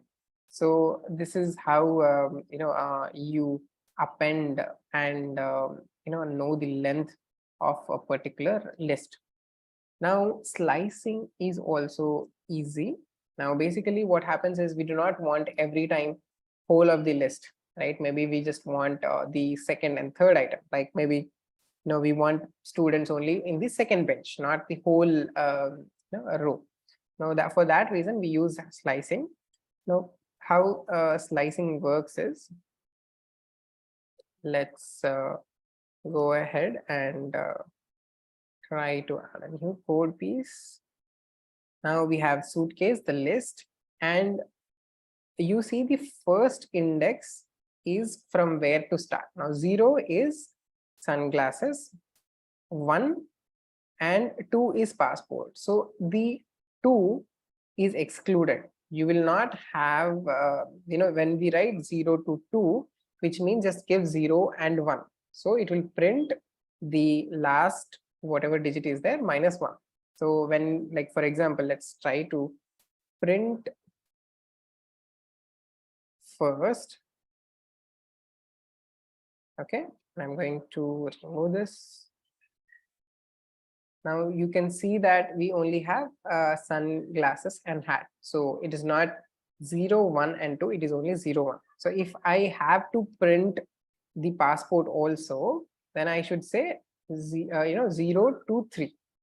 Now what is going to do is, it is going to take the first 3 items here, right? So the last index does not take that particular item. Now, for example, if we just want from 1 to 3, which is hat and passport, you can just give slice the list using this way. Like, now the first, the variable first is a slice of the actual suitcase list, and it only has 2 items in it, which are actually in the suitcase. Which are actually in the suitcase. Now, when we create a slice, this does not edit the main items in the suitcase, right? So if I try to print what is there in the suitcase, you will still see all of the items still there. So you're not deleting anything, you're just slicing and putting it in another variable, which is also a list, right? So this slicing is also easy. Now, if you want to slice something inclusive, like just to add on, we have another list. Now animals, we have, this is a string, just say cat, dog, frog without any spaces. We have the string.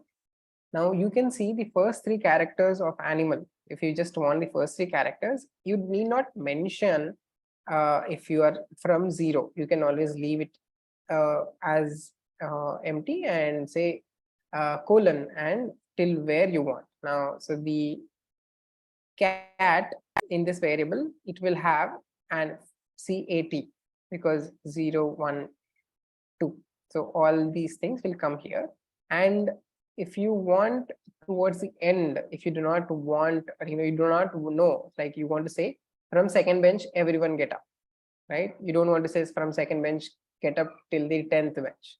You want to say, then you say from 6 colon and leave the last one here, right? So now I'm just going to print cat and remove this for now. Now you'll see that there is cat. I'm just going to say, I'm just going to make it 0 to 6, right? So it will, the cat will have no cat dog, right? So that is how this works. But if I say I want from 4 to 6, it will just have OG, right? So if I want from 7 till the end, right, it is going to give me FROG, like ROG, right? So let's just say 6. Now it will take from the 6th index 0, 1, 2, 3, 4, 5, 6. 6 is F, from F till the end, right?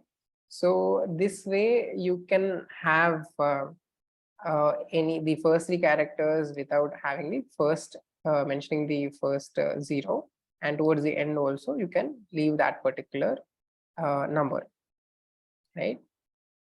Now maintaining order is nothing but sorting any particular list. Now if you look at this particular statement, let us try to run this.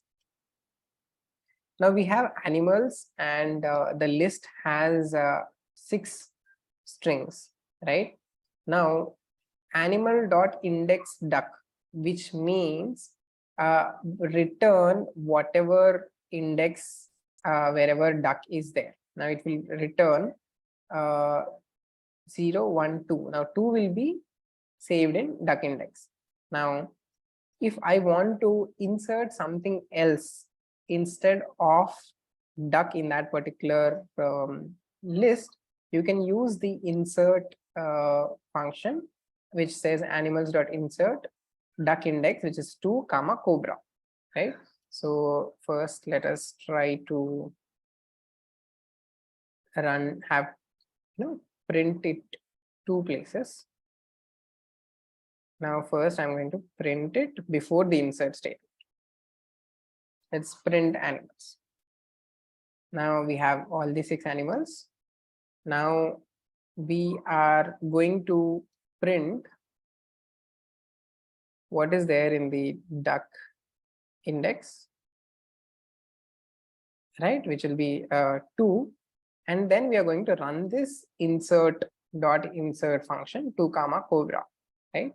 So now we let us run after this. Now you can see the duck index had 2. At index 2 we used dot insert to insert at the index to cobra, right? So you can see that instead of replacing, we have just inserted a new animal at one particular index, right?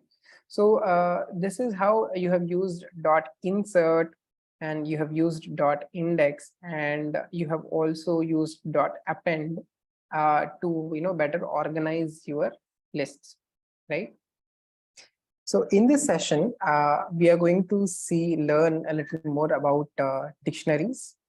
Now in dictionaries, we'll see how to expand from lists, do more with for loops, updating values in dictionaries, what are keys, new entries in dictionaries, deleting from dictionary, and how to remove a few things alone and mix in dictionaries also, right? So let us start with what all things we can do with lists and for loops, right?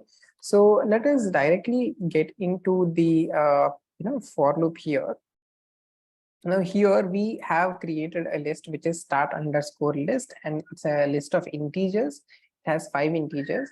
Now we have defined an empty list with the square braces, the parentheses, square parentheses. Now what we are right now trying to do is we are using something called a for loop, which we'll learn more going forward. Now here for number is nothing but a variable that keeps on updating, right? For example, now let me also print what is number, so it will become easier. For number in start list, which means there are 1, 2, 3, 4, 5.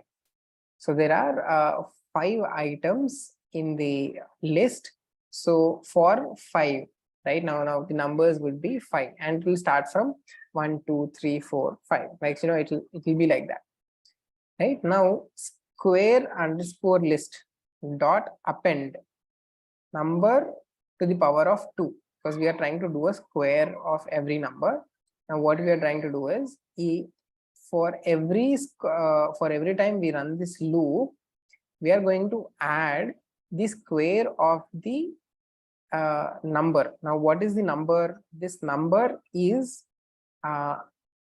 the element taken from that particular string. Like for example, if the first iteration, if it is running, the number would be 5. The second iteration, it would be 3. So which means for the first iteration it will be 5 to the power of 2, second time it will be 3 to the power of 2. Then after running this, there is another function that we are trying to use, which is dot sort, right? So we have seen dot index, dot append.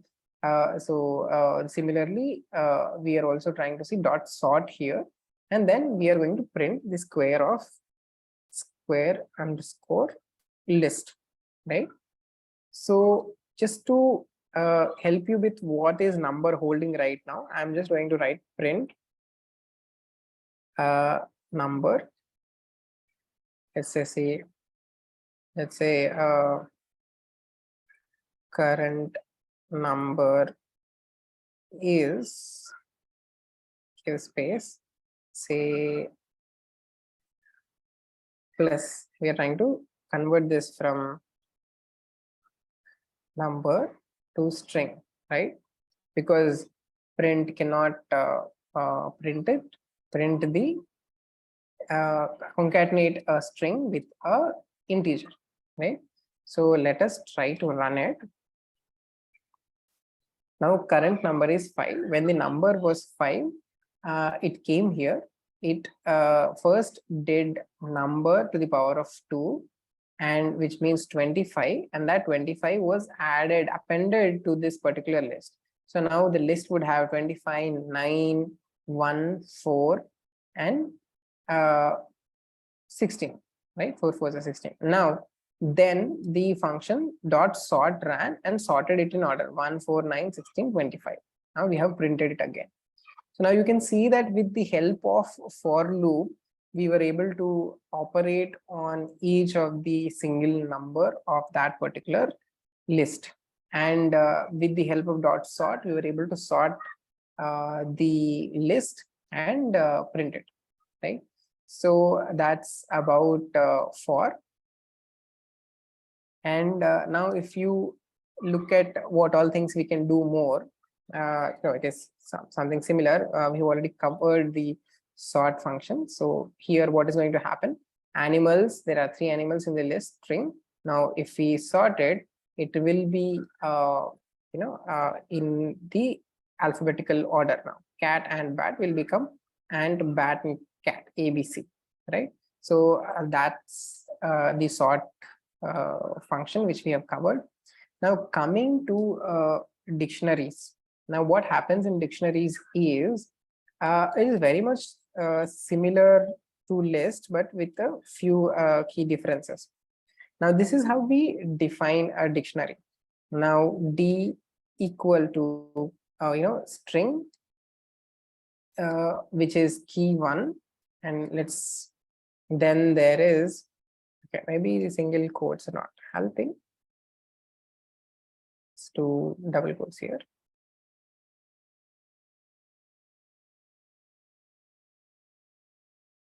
Check this. Okay. Okay, let's try running it. Invalid character in identifier.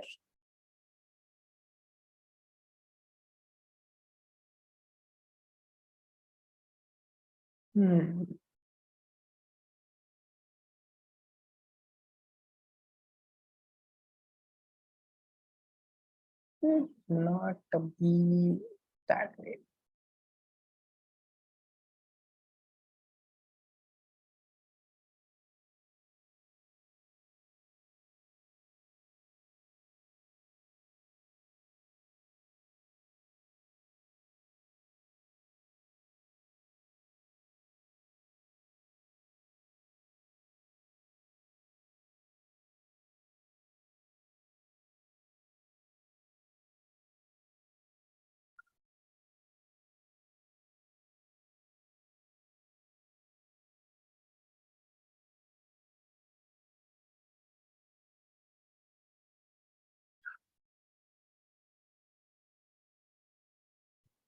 Okay.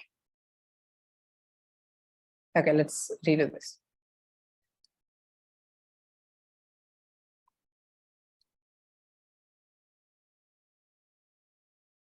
Okay, so now when we come to Okay, so now when we come to keys, this will be the introduction for dictionaries. Dictionaries are very much simple to very much similar to strings, but a few differences. Now let's just say we have D, which is going to be a dictionary, and in that we are going to have the first element, then colon 1, then we are just going to remove the spaces and see, right? So we are going to define it, right? So now what happens, what is the key difference in lists and dictionaries is, now you can access a list item by its index. Now 0 at index 0 is 5, but now in dictionaries you can search for 1 by using key 1. You can just say what is at key 2, right? So even this could be, let's just say like a rank of Sachi. So now when you run that, you can just say ki, what is rank of Sachi, and it will return 1, right? So you can do a lot of things. You can have different keys. Based upon that key, you can have that particular value. Like how do you have in dictionaries? Like you have words, and for every key there'll be some value, right? So let's try running an example here.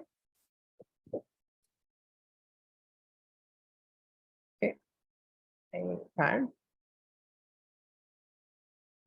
Okay, I'm trying to copy this and paste it here.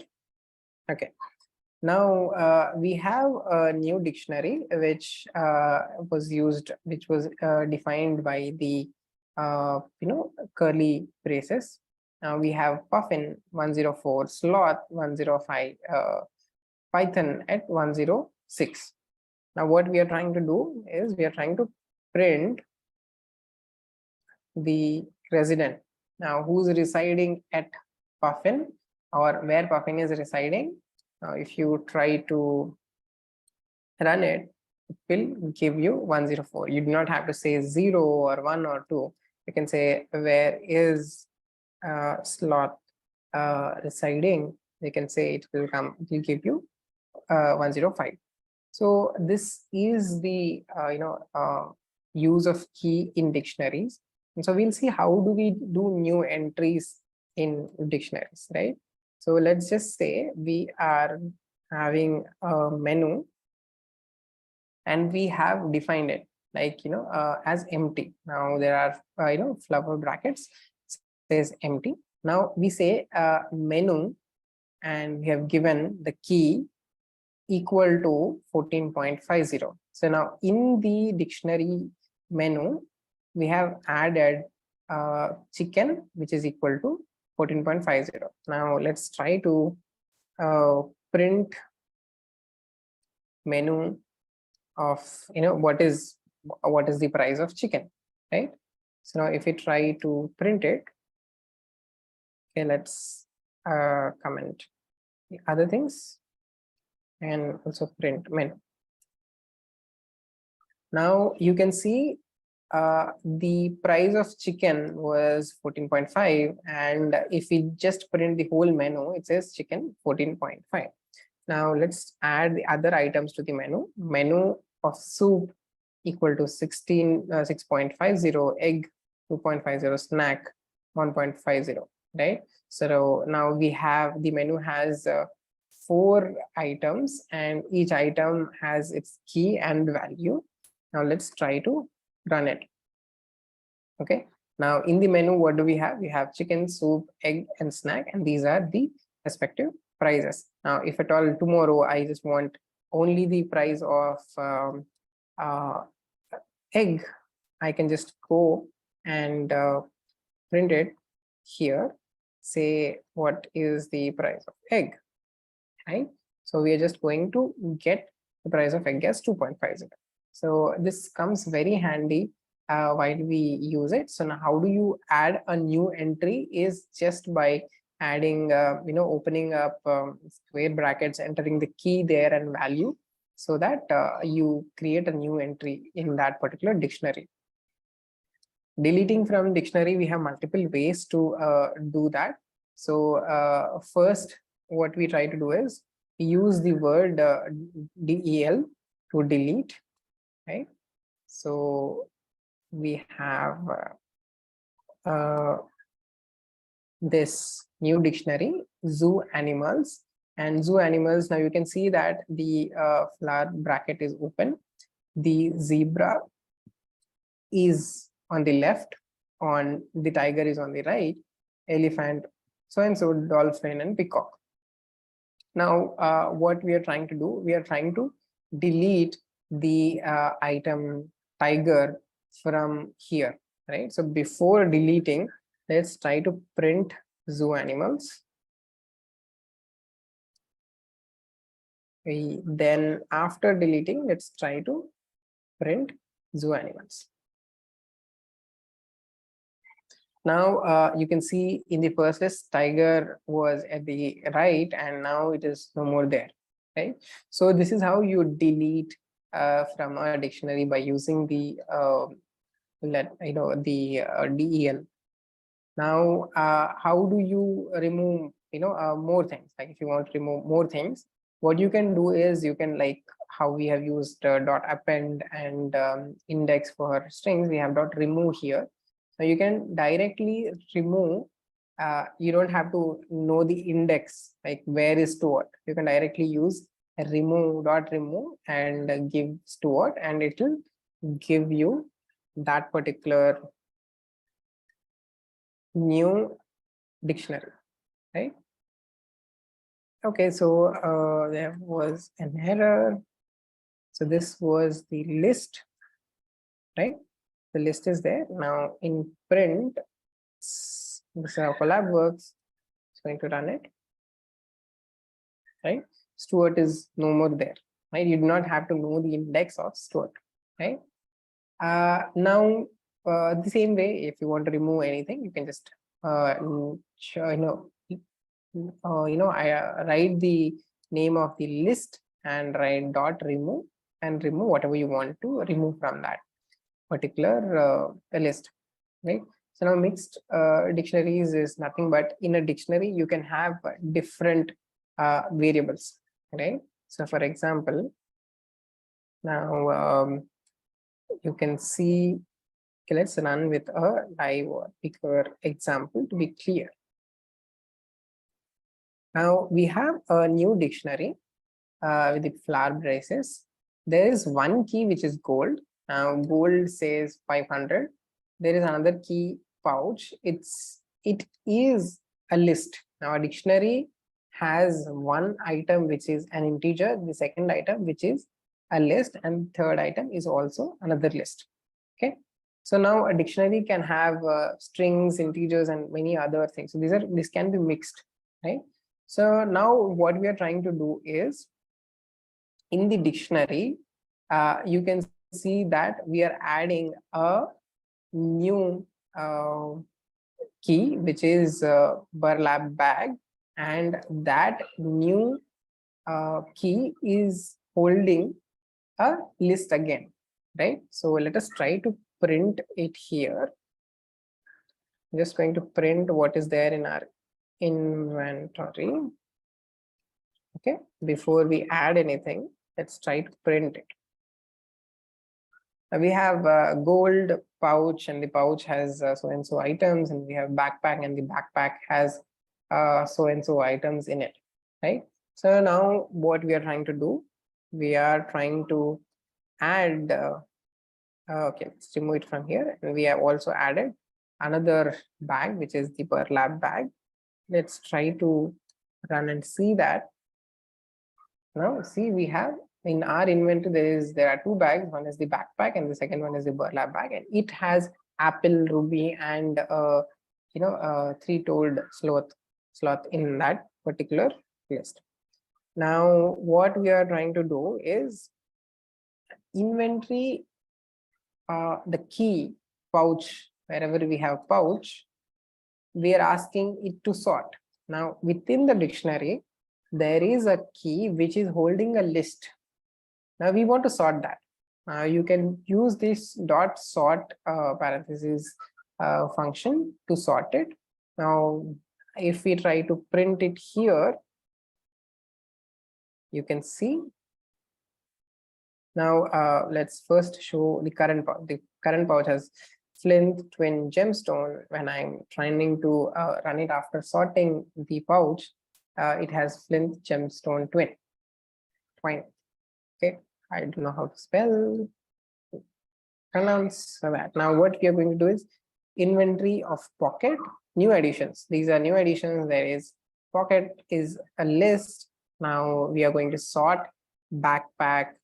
Now we are going to dot remove dagger from this particular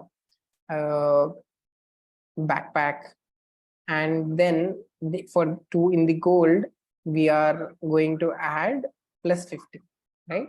So if you see the gold is 50, it is going to become 550. The pouch will remain like that. The backpack will have the dagger gone. The burlap bag is going to remain same, and the backpack will also get sorted, right? So let's try to run it. So it's like mixed dictionaries, and you can do a lot of functions. So okay, let us also print the inventory, right? Now gold became 550, and it is sorted. Backpack is now sorted. Bedroll, bread loaf, xylophone, burlap bag is as it is. Now pocket, in the pocket there's a new addition. Pocket also got added here, right? So now dictionaries, though it is like can have an exhaustive items in that, but it is very useful when we are working with functions and lists. So this brings us to the conclusion of this particular session. And in today's session, we have progressed a little more in our Python learning journey. In our next session, we will see how to use a few functions on lists and dictionaries.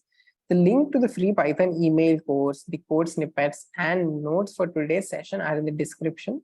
If you like this video, please drop the top 3 comments in the drop top 3 learnings in the comment section, and do subscribe to the channel. Thank you.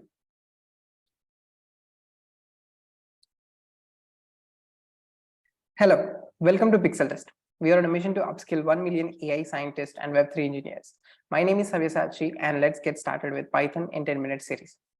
In this session, we are going to learn about loops.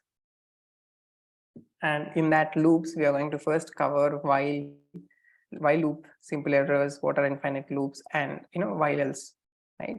So let's see actually what are loops. Now, if you have seen any other statements earlier, the if statements and all, they run only when the condition is true. But if at all you want the condition to be checked in a loop, in a sequence, then you require loops. So what we are going to do is we are just going to run it once in our collab.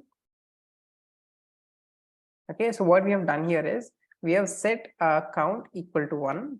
This will show us the difference between if and while.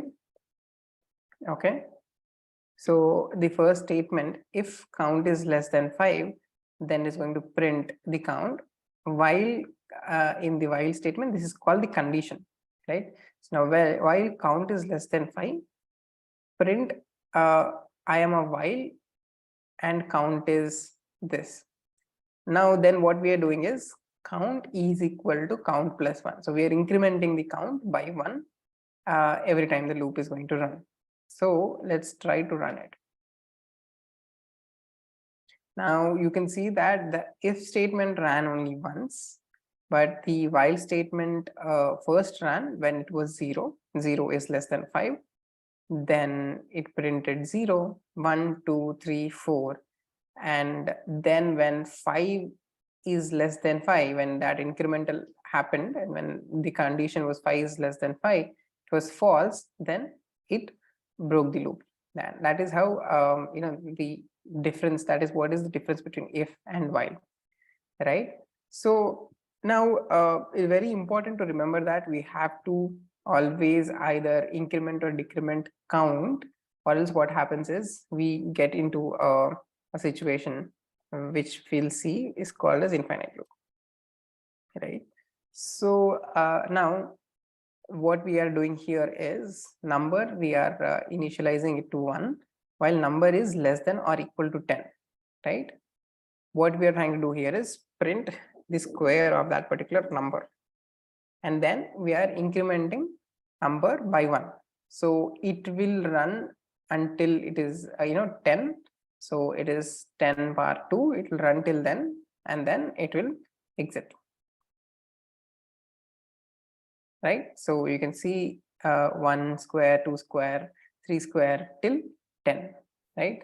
So we'll use while loops also in our code, and a few common errors that people normally do are like a few common errors that people do can be checked by using while loops, right? So let's go ahead and try running this code.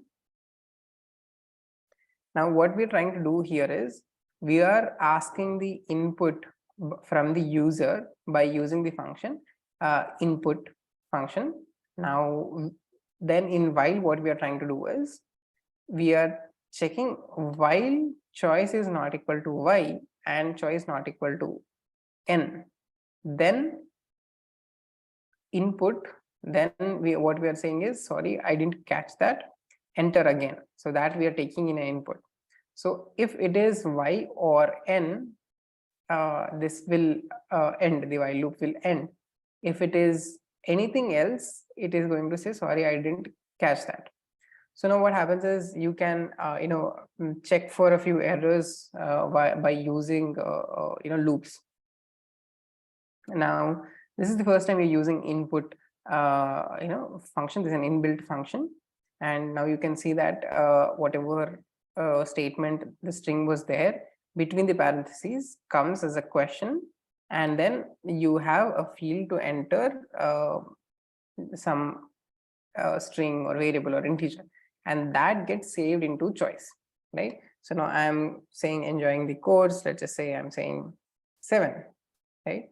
So then it says it is not y, it is not n. So then it says, sorry, I didn't catch that, enter again, and that is also in an input. So it will do that until you give it a y or n. So when you give it y, it will end, right? Because we have not written any other statement after that, right? So you can use this for eliminating or checking for a few simple errors. Now, infinite loop is a situation where you have given a code. We are not going to run this code, but I'm going to show you. Now count is equal to 10. We have initialized the variable count to 10. Now while count is greater than 0, count plus equal to 1. So we are going to increment it. So now what is happening here is we should have actually decremented it, like decreased it, and then 0 is greater than equal to 0, and then it will end. Now it will keep on increasing, and the count will always be greater than 0. So this loop will keep on running, and this will take your RAM and disk RAM, and it will crash your program. So infinite loops are risky, and they just zap you off your RAM, right? So what other things we can do is we can use break statements. So now what are break statements? In break statements, whatever whenever the condition is false, then the loop breaks, right? So let's just say count is equal to 0, while there could be any statement, like it could be 1 equal to 1 or any true statement. We are going to do we have it here. Let's have it like true, print count, right? Count plus equal to 1, right? So it will keep on printing whatever count is current count is, and if count is greater than or equal to 10, then it will break, right? So after that, this program will not run. So one way to stop your program from not continuously looping is use break statements on some condition where you want the loop to break, right? So these are break statements. And then we also have the while else loops. If you look at while else, they are very much similar to if else, but only thing is uh, the else runs only when the condition is false, right? So now if you look at this particular piece of code, you can see that import random. So we have imported the module random. Now we have printed lucky numbers. 3 numbers will be generated. If one of them is 5, you lose. Like this is like a game playing. We're playing with the computer. Right now, count is equal to 0, while count is less than 3. So this is going to run how many times? 0, 1, 2. Right? It's going to run 3 times. Now number, there's a variable. There we are saving the random dot randint. Now this is the function in the random module. So random dot randint 1 to 6. This is taking 2 arguments. So it is going to generate random numbers from 1 to 5, right? So now print number. So it is going to print whatever number was there, going to print it.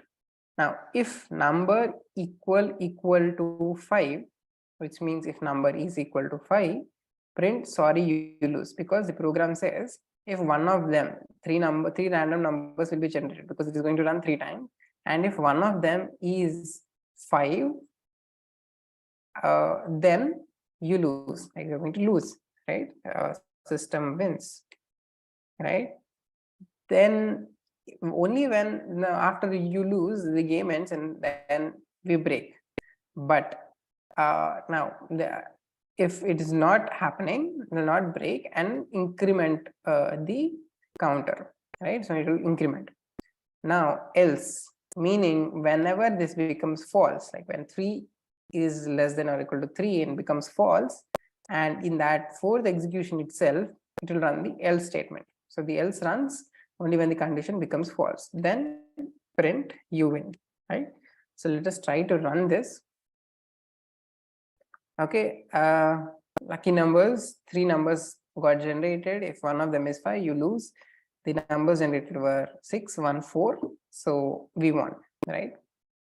Now let's run again. We did not get 5 was not generated.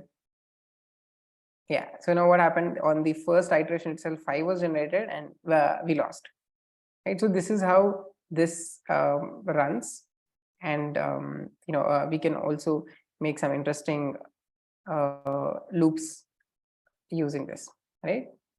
Now what we are trying to do is the same statement, we'll try to make it into a guessing game. Now what we are trying to do here is, from random, we just imported directly the randint function, right? So we don't have to write random dot randint. Now we are trying to generate a number from 1 through 10, right? So we have been generating 1, 10. Guesses left is 3. So you get 3 guesses, right? Now what happens is this random number is going to save something from 1 to 10. That we don't know yet because we're not printing anywhere. Now the game starts while guesses left is greater than 0. So you get 3 chances. Now guess is a variable is equal to int of input your guess. So input will call the will ask us for our input by giving a field, and that is getting converted into an integer. This whole of it is getting saved in the variable guess. Now for example, I have guessed 6, guess is 6, right? If 6 equal to random number, if guess is equal to random number, then print you win. right? Because I guessed the game. Yeah, guess the number. This is the guess game. Now, then you win and then it breaks. Now, guesses left is going to be decremented, minus equal to 1. So it is going to be 2. Then it is going to be 1, and then it's going to be 0. And then this condition becomes false, right? And when condition becomes false, it says you lose. So you were not able to guess a number between 1 to 10, which was actually selected by the system, right? So let's try to run it. Okay, so it's asking me the guess. So I say, let me guess the number could be 9, and I enter. So it was wrong. So let me guess it again. I'm going to enter 5. I'm going to guess, enter 1. I lost, right? So, this is like a game that you can play. Let's try to see if 4 is not the number, 2, then 3, lost, right? So basically we could go on forever, but then yeah, so you'll there's a chance where you guess the game, guess the number, and win the game, right? So this was while else, and this brings us to the conclusion of this particular session. In today's session, we have progressed a little more in our Python learning journey. In our next session, we will see a little more about loops, how to work with for loops, and the link to the free Python email course, the code snippets, and notes for today's session are in the description. If you like this video, please drop the top 3 learning in the comment section and do subscribe to the channel. Thank you.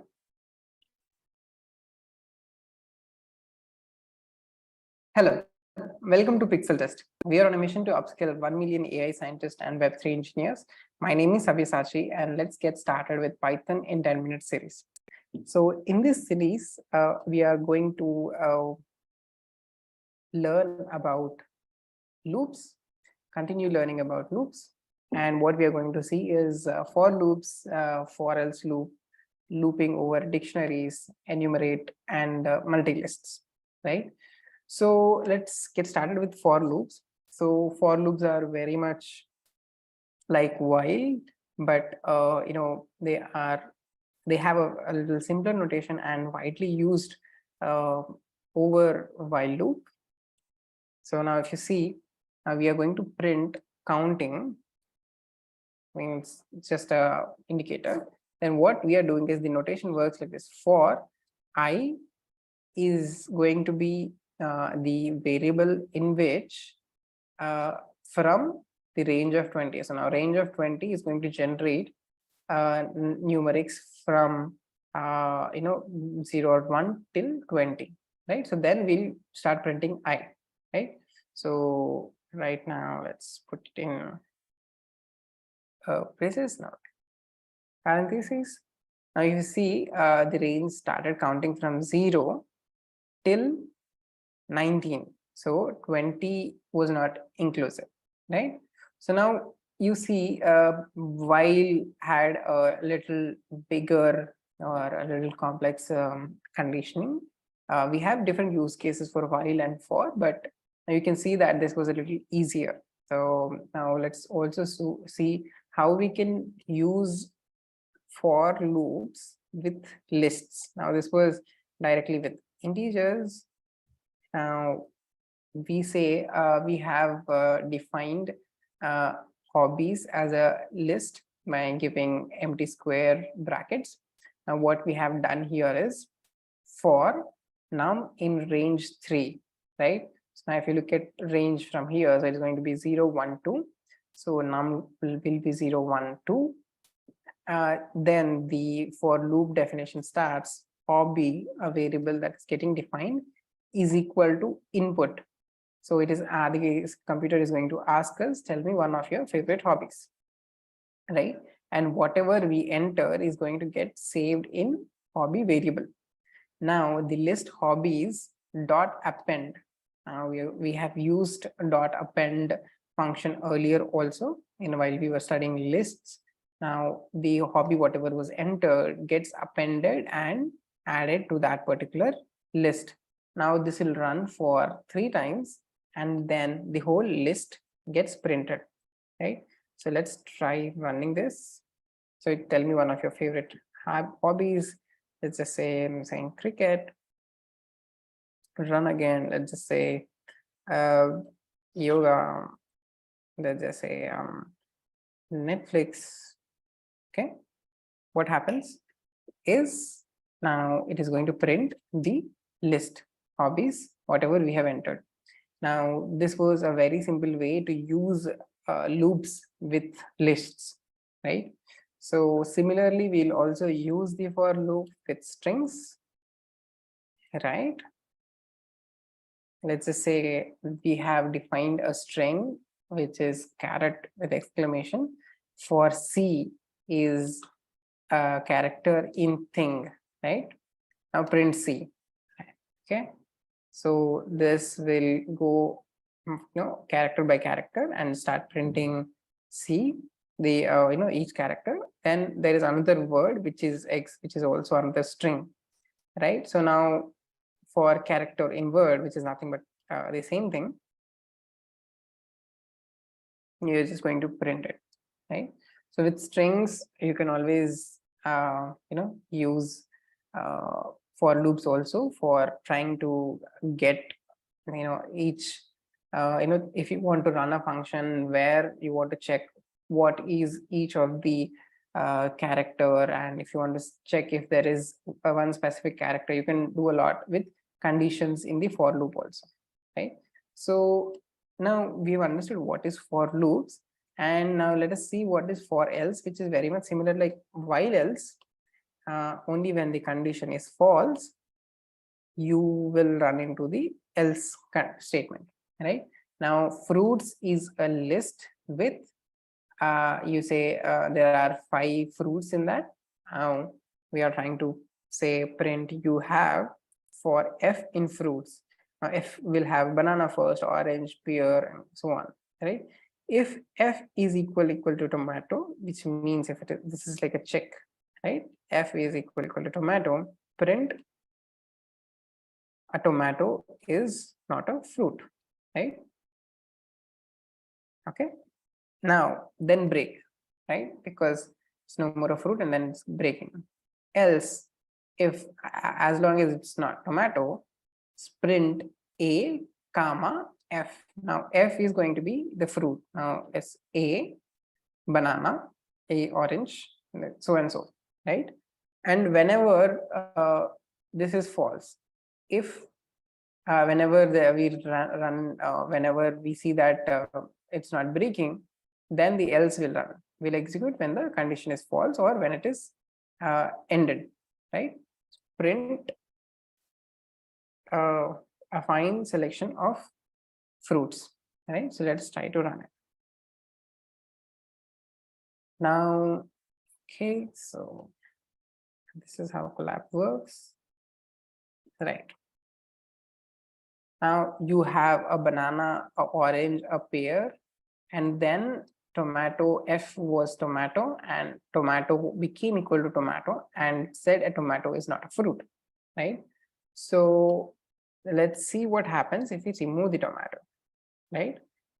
Now when it was a tomato, it broke, right? Because the break statement was there and broke out of the loop and came out, right? It stopped running. Now let's just say it hits the end of that particular list, then it will run into the else statement,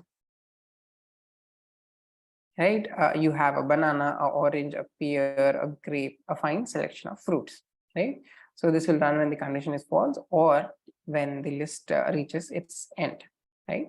So a few notes. What happens is if we put up a comma towards the print statement, right? Sorry. Now word is marble. For each character in word, print each character. But right now what we have added additionally is a comma, which means print each character after in the same line, right? Okay, so let's try confirming it.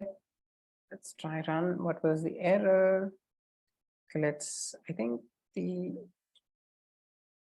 comma is out of the print statement. Huh?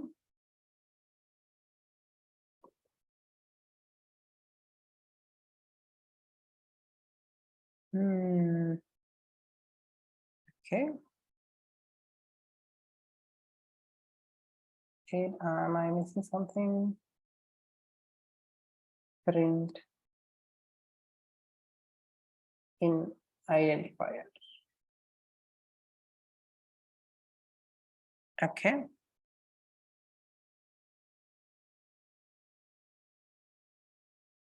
Okay.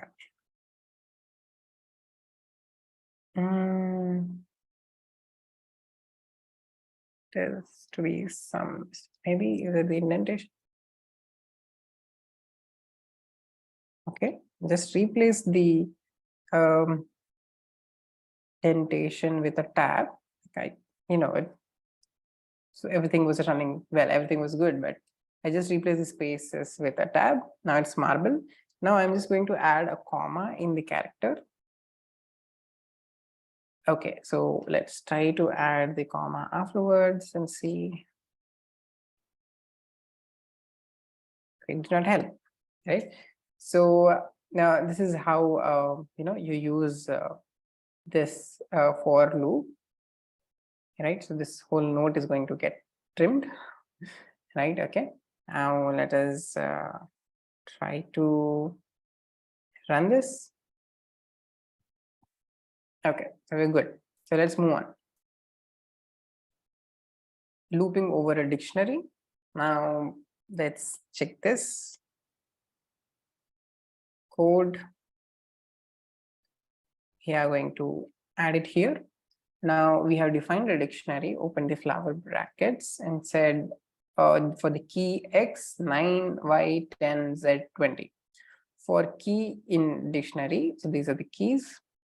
If the D of key, which means the dictionary first key, if it is X, now dictionary of X equal to 10, whenever it is equal to 10, print this dictionary has the value 10, right? So basically we are kind of doing a search, right? So let's just try replacing the print statement with tab. There could be an indentation issue. Okay, so yeah, we're good. Let's try to run it.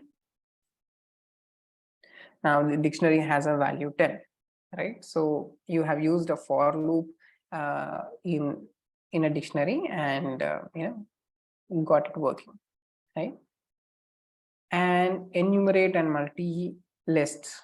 Okay, so now many times what happens is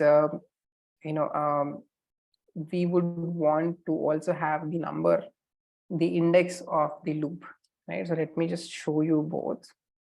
What is the difference between regular for loop call and an enumerate for loop call, right? So let's just fix the text.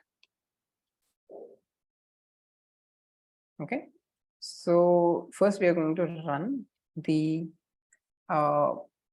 regular for loop. Now we have a list which says choices: pizza, pasta, salad, nachos.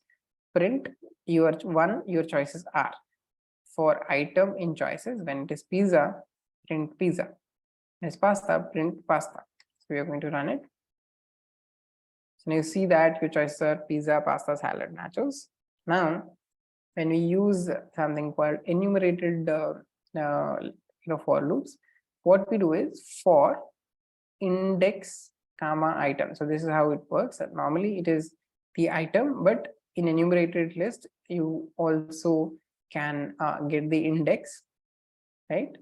In enumerate you have to use the function enumerate and pass the list into this function, right? So here it is regular choices, here it is enumerate choices, here it is just item, here it is index comma item, right? So now what you can do is directly print index comma item, right? So your first choices are pasta, pizza, salad and nachos. Your enumerated choices are 0 pasta, 1 pasta, 0 pizza, 1 pasta, 2 salad, 3 nachos. So enumerated helps you in also getting the index without having to use additional lines of code. You can directly start initializing that variable to have the index in the loop itself, right? So that is about enumerated loop. Now we'll see what is multiple lists. So many times what happens is you might want to compare two lists parallelly, like one for one, like the first row of this list and first of this other list, right? So that is why we have a function called zip. Now this will combine two lists, two or more lists also.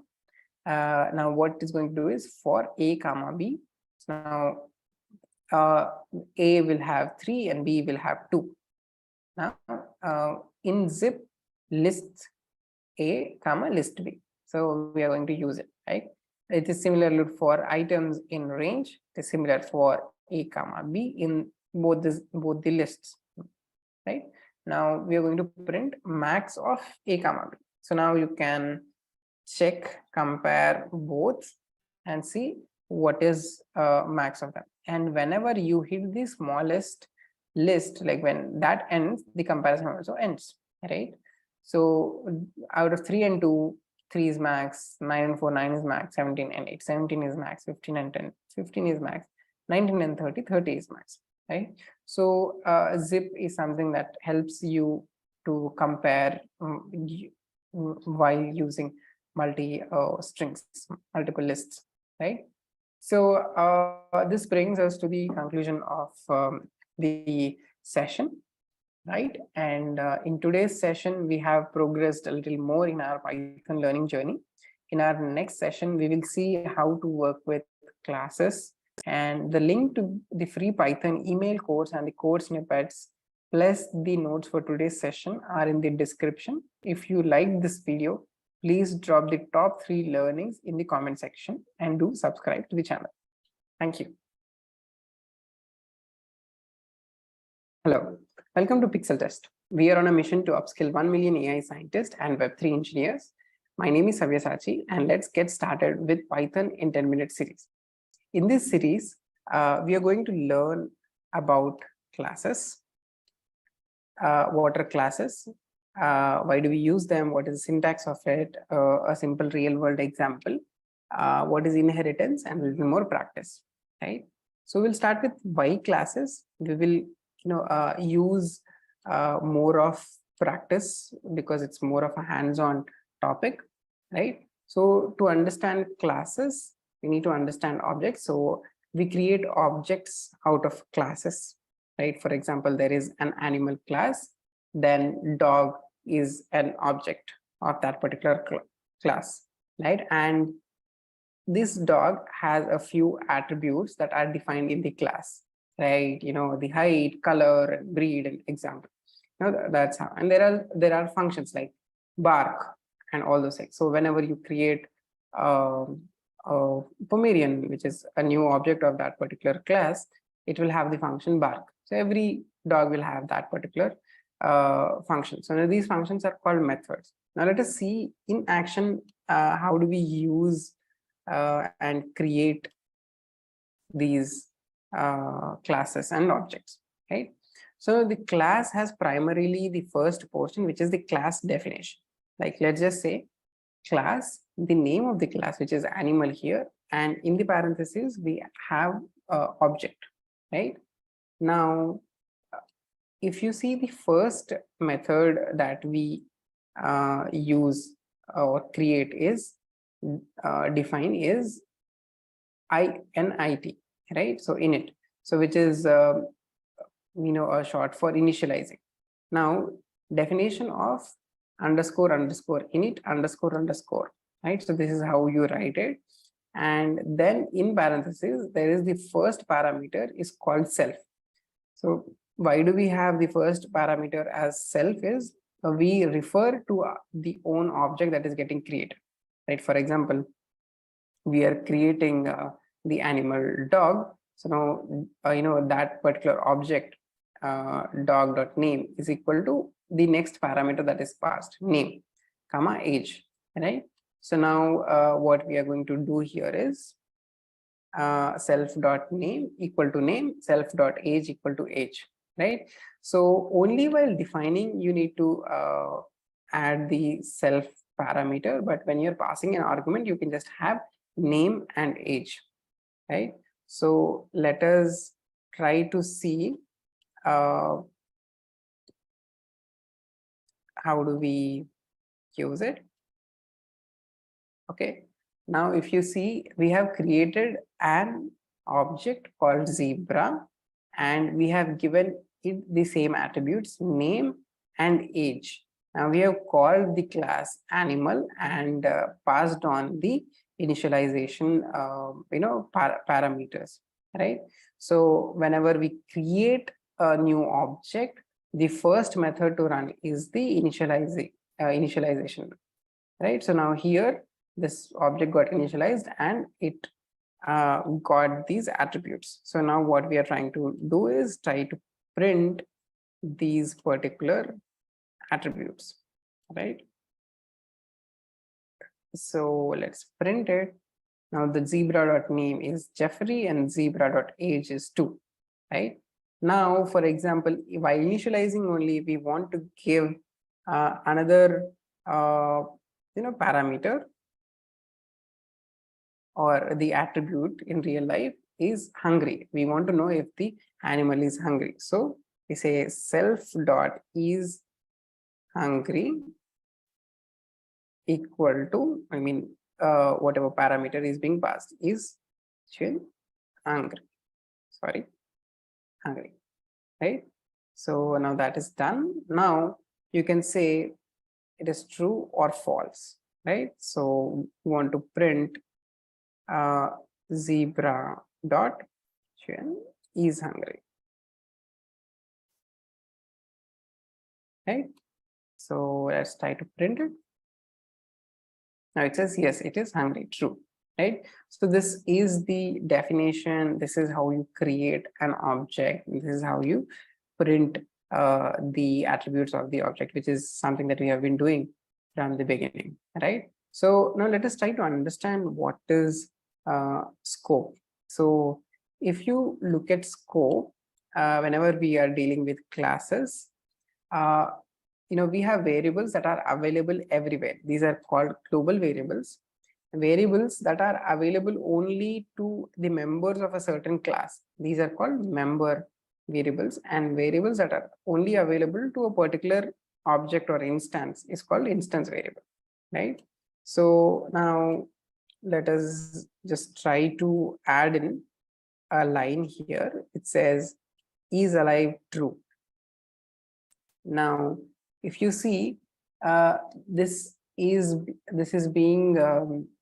attribute is being already given before we initialize the object itself, which means that this is available for all the members. So is alive is true for all the members by default, right? So now even if I try to call zebra dot is alive,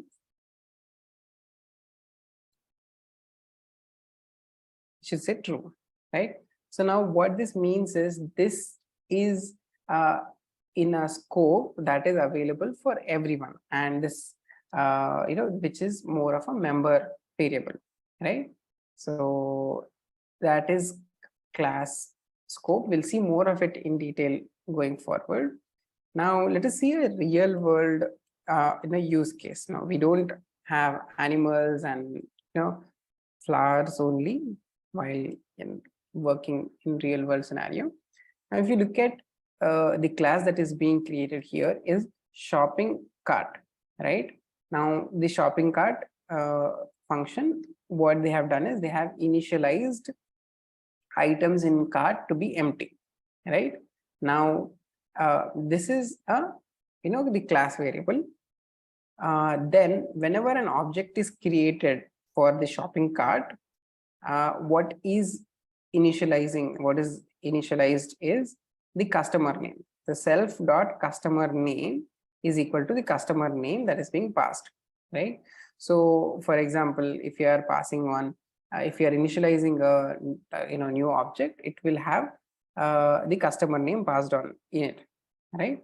So now add now what this was the attributes that were given. So let us keep it simple. Now what happened is there is another definition of a method apart from the init method. Now how init is defined is there is underscore underscore init underscore underscore, and within parentheses you have your parameters. Now general definition of function is as usual we do, but the first parameter is always going to be self, right? So now while you're initializing, while you're defining the function, you just need to have the parameter self. But while passing on the argument, you need not have to have 3 arguments. You can just have product and price. Now, what we are trying to do in add item is we are going to check if the item is there in cart. If it is there in cart, we are going to say the product is already in the cart. If it is not there, we say the product is added, right? So the function here is if not product, I mean if the product is not there in items in cart, self dot items in cart, then items in cart of product is equal to price. So the price gets added to this particular items in cart, right? So print product is added, product added, right? So let's say we are trying to initialize say user equal to shopping cart, and we have to pass the customer name. Let's the customer name be Ram. Okay, so we have passed in the name of the customer. Let's try to print it. Now let's try to run it. So what is the issue? Okay, let's say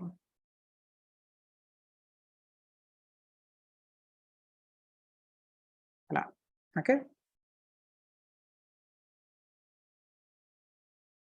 Okay, this is how collab works. We keep forgetting we have to have parentheses in all our print statements, right? Okay, so we are going to run it. Okay, so now the user got created. Let's try to see user dot customer name, right? So let's try to print user dot customer name. That should print now, right? So now user is an object of shopping cart, right? Now the initialization is done. Now what we can do is we can add an item to this particular function. So how do we do that? User dot add item, and we are going to, the product is, let's just say earphones, and the price is 15. Okay, now we are trying to run it. Okay, so now the earphones got added, right? So now what we are trying to do is let's try add another earphones which is of price 25 and see what is happening. Earphones is already in cart, right? So now this is the same way you can create another user of the same shopping cart class and try to add or remove items by writing functions, right? Okay, so this is how we use it in real world. If you look at inheritance, this is an important topic of classes. Now, let's first try to run with the code and understand, right? So many times what happens is we inherit from a parent class, right? So now if you see, there is a class which is shape, right?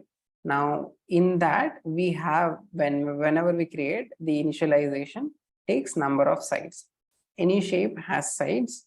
Now self dot number of sides is the number of sides passed, right? So this is like a parent class. Now we have another class which is like a child of this particular class. Now that class triangle, instead of object, we pass the class from which we want to inherit a few properties. Now if you see, when we have passed in the shape, the number of sides function is also, the number of sides attribute is also passed on into the triangle, right?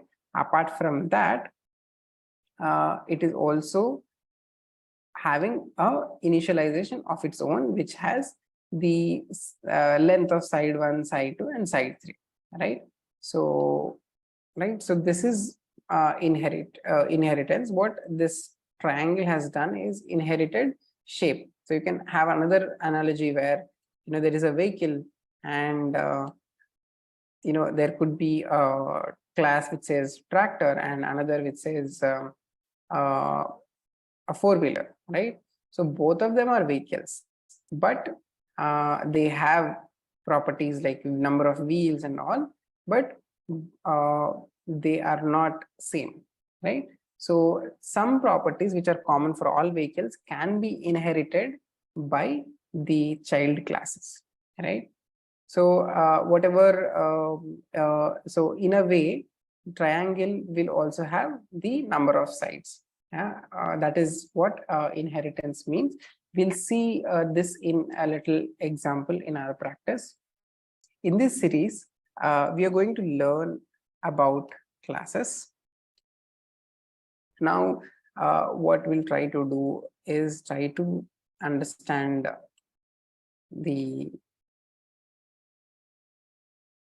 classes in detail by practicing a little. Now, if you see, there is this first class which is triangle, and number of sides is 3. So all triangles are going to have now sides as 3. So now this is a class member variable, right? It is default for all of the objects that get created. Now, whenever a new object gets created, what is initialized? Angle 1, angle 2, and angle 3, right? So whatever is passed in the parameter as an argument, that is given as an attribute for that particular object. Now, what we are trying to do next is we are trying to define another method apart from the initialization, where we only have the self parameter, which is just going to be the object. Okay. Now, what we are going to do here is check angles. Now, the sum of all the angles in a triangle should be 180. So that is what we are going to check. Then only it is going to be a triangle. So we are going to return true if it is equal to 180, false if it is not. Okay. So we are going to say define check angles pass self if self of angle 1 plus self of angle 2 self dot angle 3 is equal to 180, return true, else return false, right? So this is a method. Now we have another class which is equilateral, which is inheriting the properties of a triangle, which means, and here it also has its own class member variable, which is 60, because in all of the angles of an equilateral triangle is 60, right? So when we are initializing an object of equilateral, or the angle 1, angle 2, and angle 3 are going to be the angle, which is 60, right? So this is how this work. what we are trying to do right now is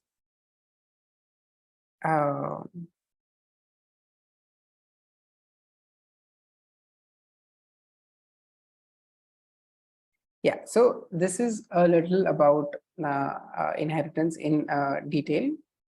Okay, now let us look at a few more examples where we initialize the objects also. Now we have a class which is car and the condition is new, right? So this is the class member variable which is default for all of the objects. Now when we initialize, there are three variables that are getting added as attributes, which is model, color, and mpg. Now these are member variables. The objects are going to have these particular attributes. Okay, now here init is initializing a class, and now my car equal to car and passing on the variables model, color, and mpg. Now this DeLorean is the model, silver is the color, 88 is the mpg. Now this is the instance or object, right? Now we are trying to print my car dot model, which is this particular member variable, and my car dot color, my car dot mpg are member variables.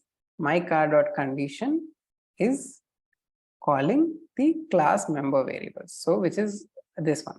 So if we try to do something similar here, my triangle equal to, what we are trying to do here is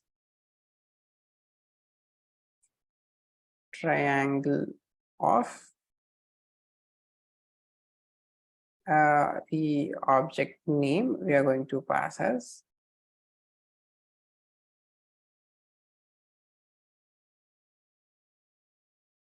my triangle. Okay, so we have passed it on. Okay, we are okay, so we are passing my triangle equal to triangle, and in parentheses we have angle 1, angle 2, angle 3 to be passed. So we are going to pass 30, 60, and 90, right? So what are we trying to do here is, okay, sorry, the spelling is triangle, right? So now I'm just going to run it. So this is the same way. So the object will get created, my triangle. Now I'm going to print my triangle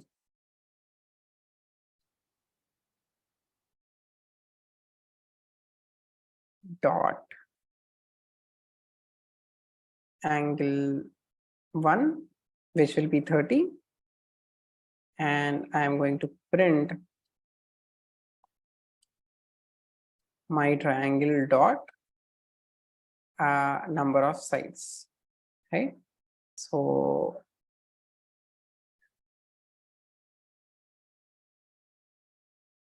if I run it, you can see that the first angle is 30 and the number of sides is 3, right? So the same way here also you are going to get the respective values, right? Now class methods is the way we have created these. These are the class methods. You can see check angle, right? So now if we want to check this, it is my triangle dot check underscore angles, right? So okay, so this is there. Now let us try to print it.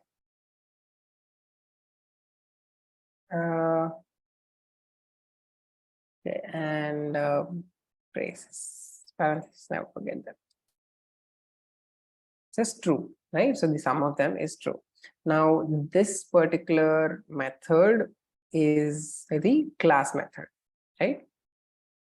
Now, if you look at, okay, let's make a note of it. This is class method. Okay. Now, if you look at a little in detail, here also, we don't have to run it. Car object was created and the condition is new. And there are 3 attributes that are passed, like we have seen. Now, there are class methods that are written: display car and drive car, right? So let us try to add them here. Display car and the drive car, right? So print function needs parentheses. Okay. Now what we are going here is there is another car object, another class, electric car, which is inheriting the actual car, right? So whatever condition it will have, the electric car will also have, right? The model, color, and MPG are already there, and there is a new parameter or attribute being added, which is battery type, right? So here also we have our own drive car method, though it is already there in the parent class. This particular function method is overriding whatever was there in the drive car here, right? So it will say it earlier, if we are driving the car, it used to say used, here used but still new, right? So we are modifying the member variables by writing functions in the inherited class that we have created, right? So now if you see my car equal to electric car, and we have created this new object my car, which is an object of the inherited class, right? We have passed on the 4 attributes here. So now we are trying to print my car condition, then we drive the car, and then we check the condition again, right? So let us try to run this. Okay, we'll try to run this freshly here. Okay, no changes.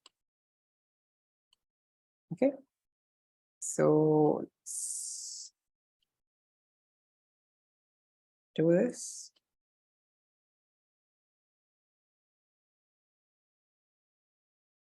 Okay, let us try to first print my car condition.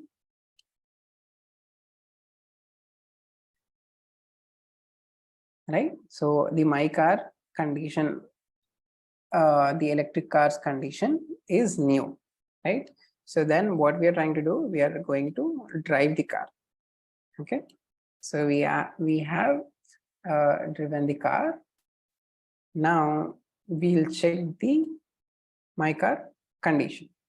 Now what happened is, in general, if you see the condition drive car function should actually just say used, but it is saying used but still new, because we have overridden the method that is there in the parent class, right? So this is going to be the modifying member variables or methods, right? Now a little now a little now we'll also see how to make our function initialization beautiful, right? Sometimes, yeah.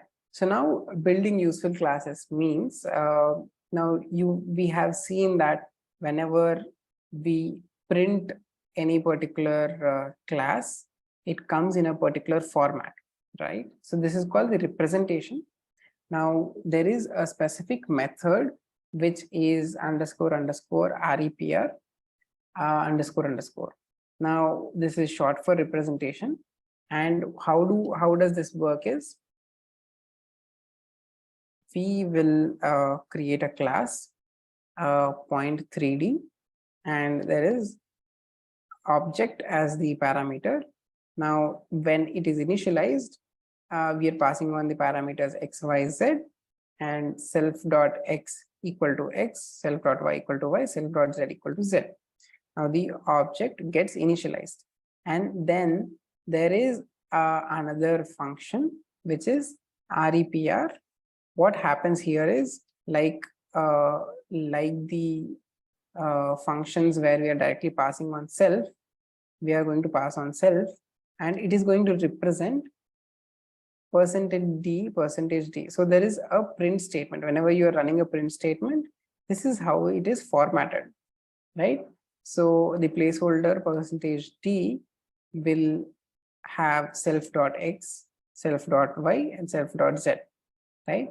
So now we have created a new object, my point equal to point 3d 1 comma 2 comma 3. Now when you print my point,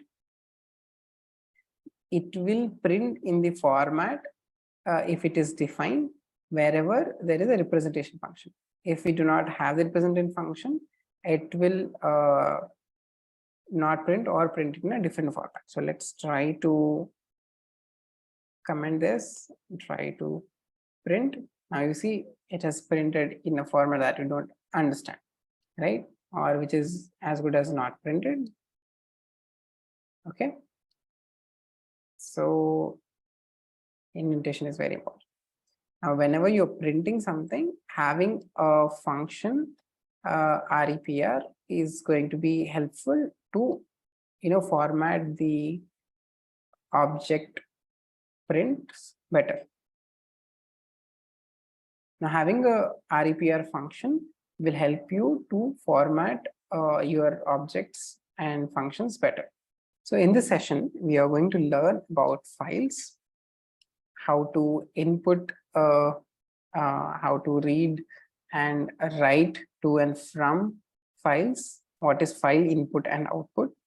So this is a very short and easy to understand section.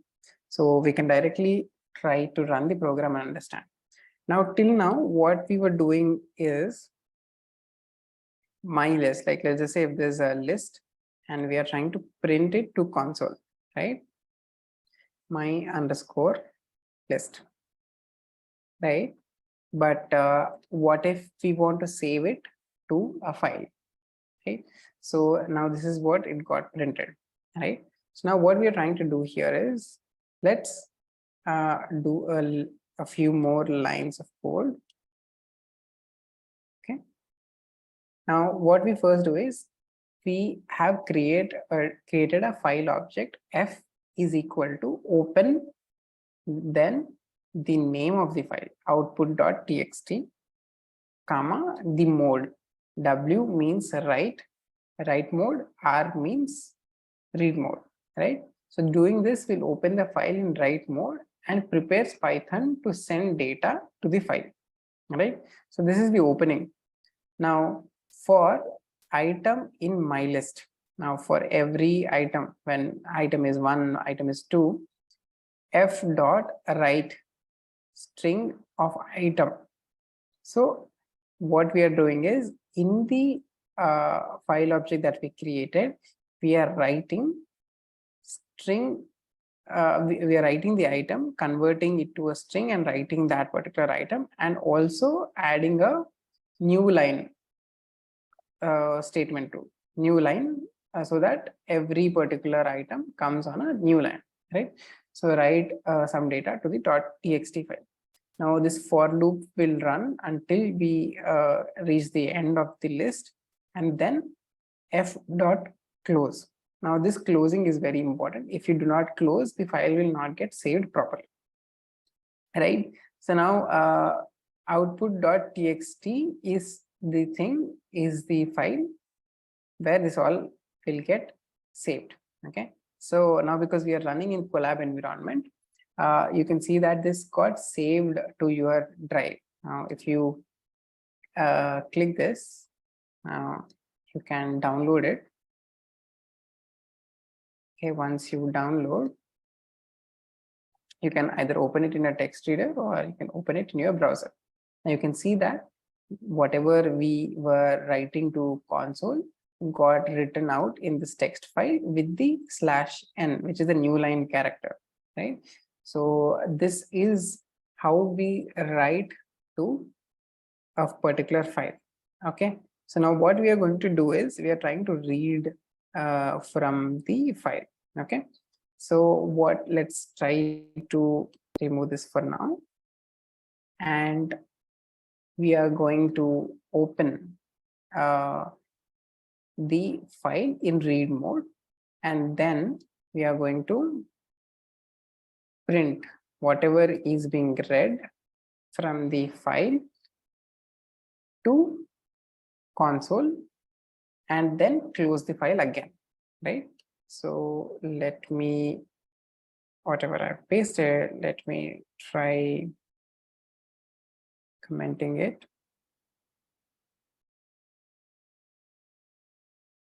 Okay, let's try to remove this particular additional lines. These are lines, and try to run. Okay, so whatever was there in the file was read and printed onto the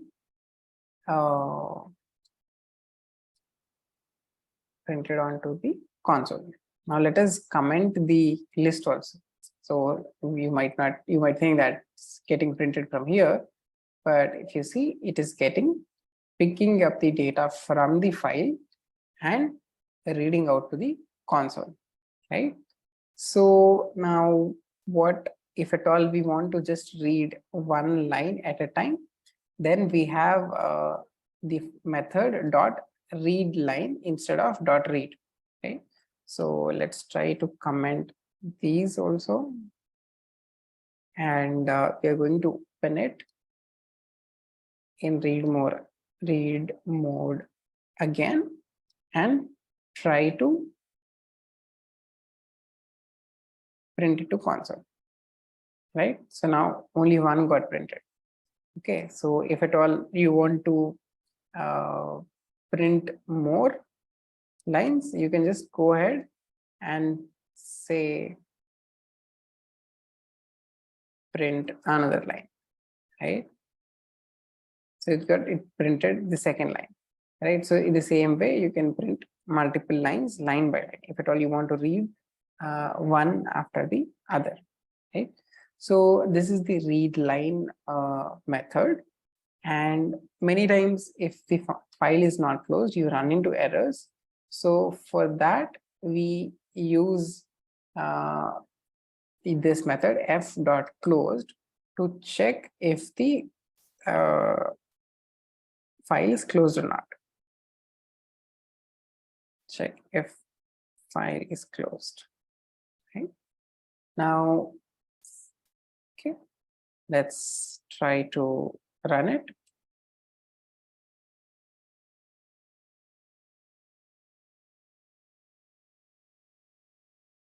Okay. It says it is true.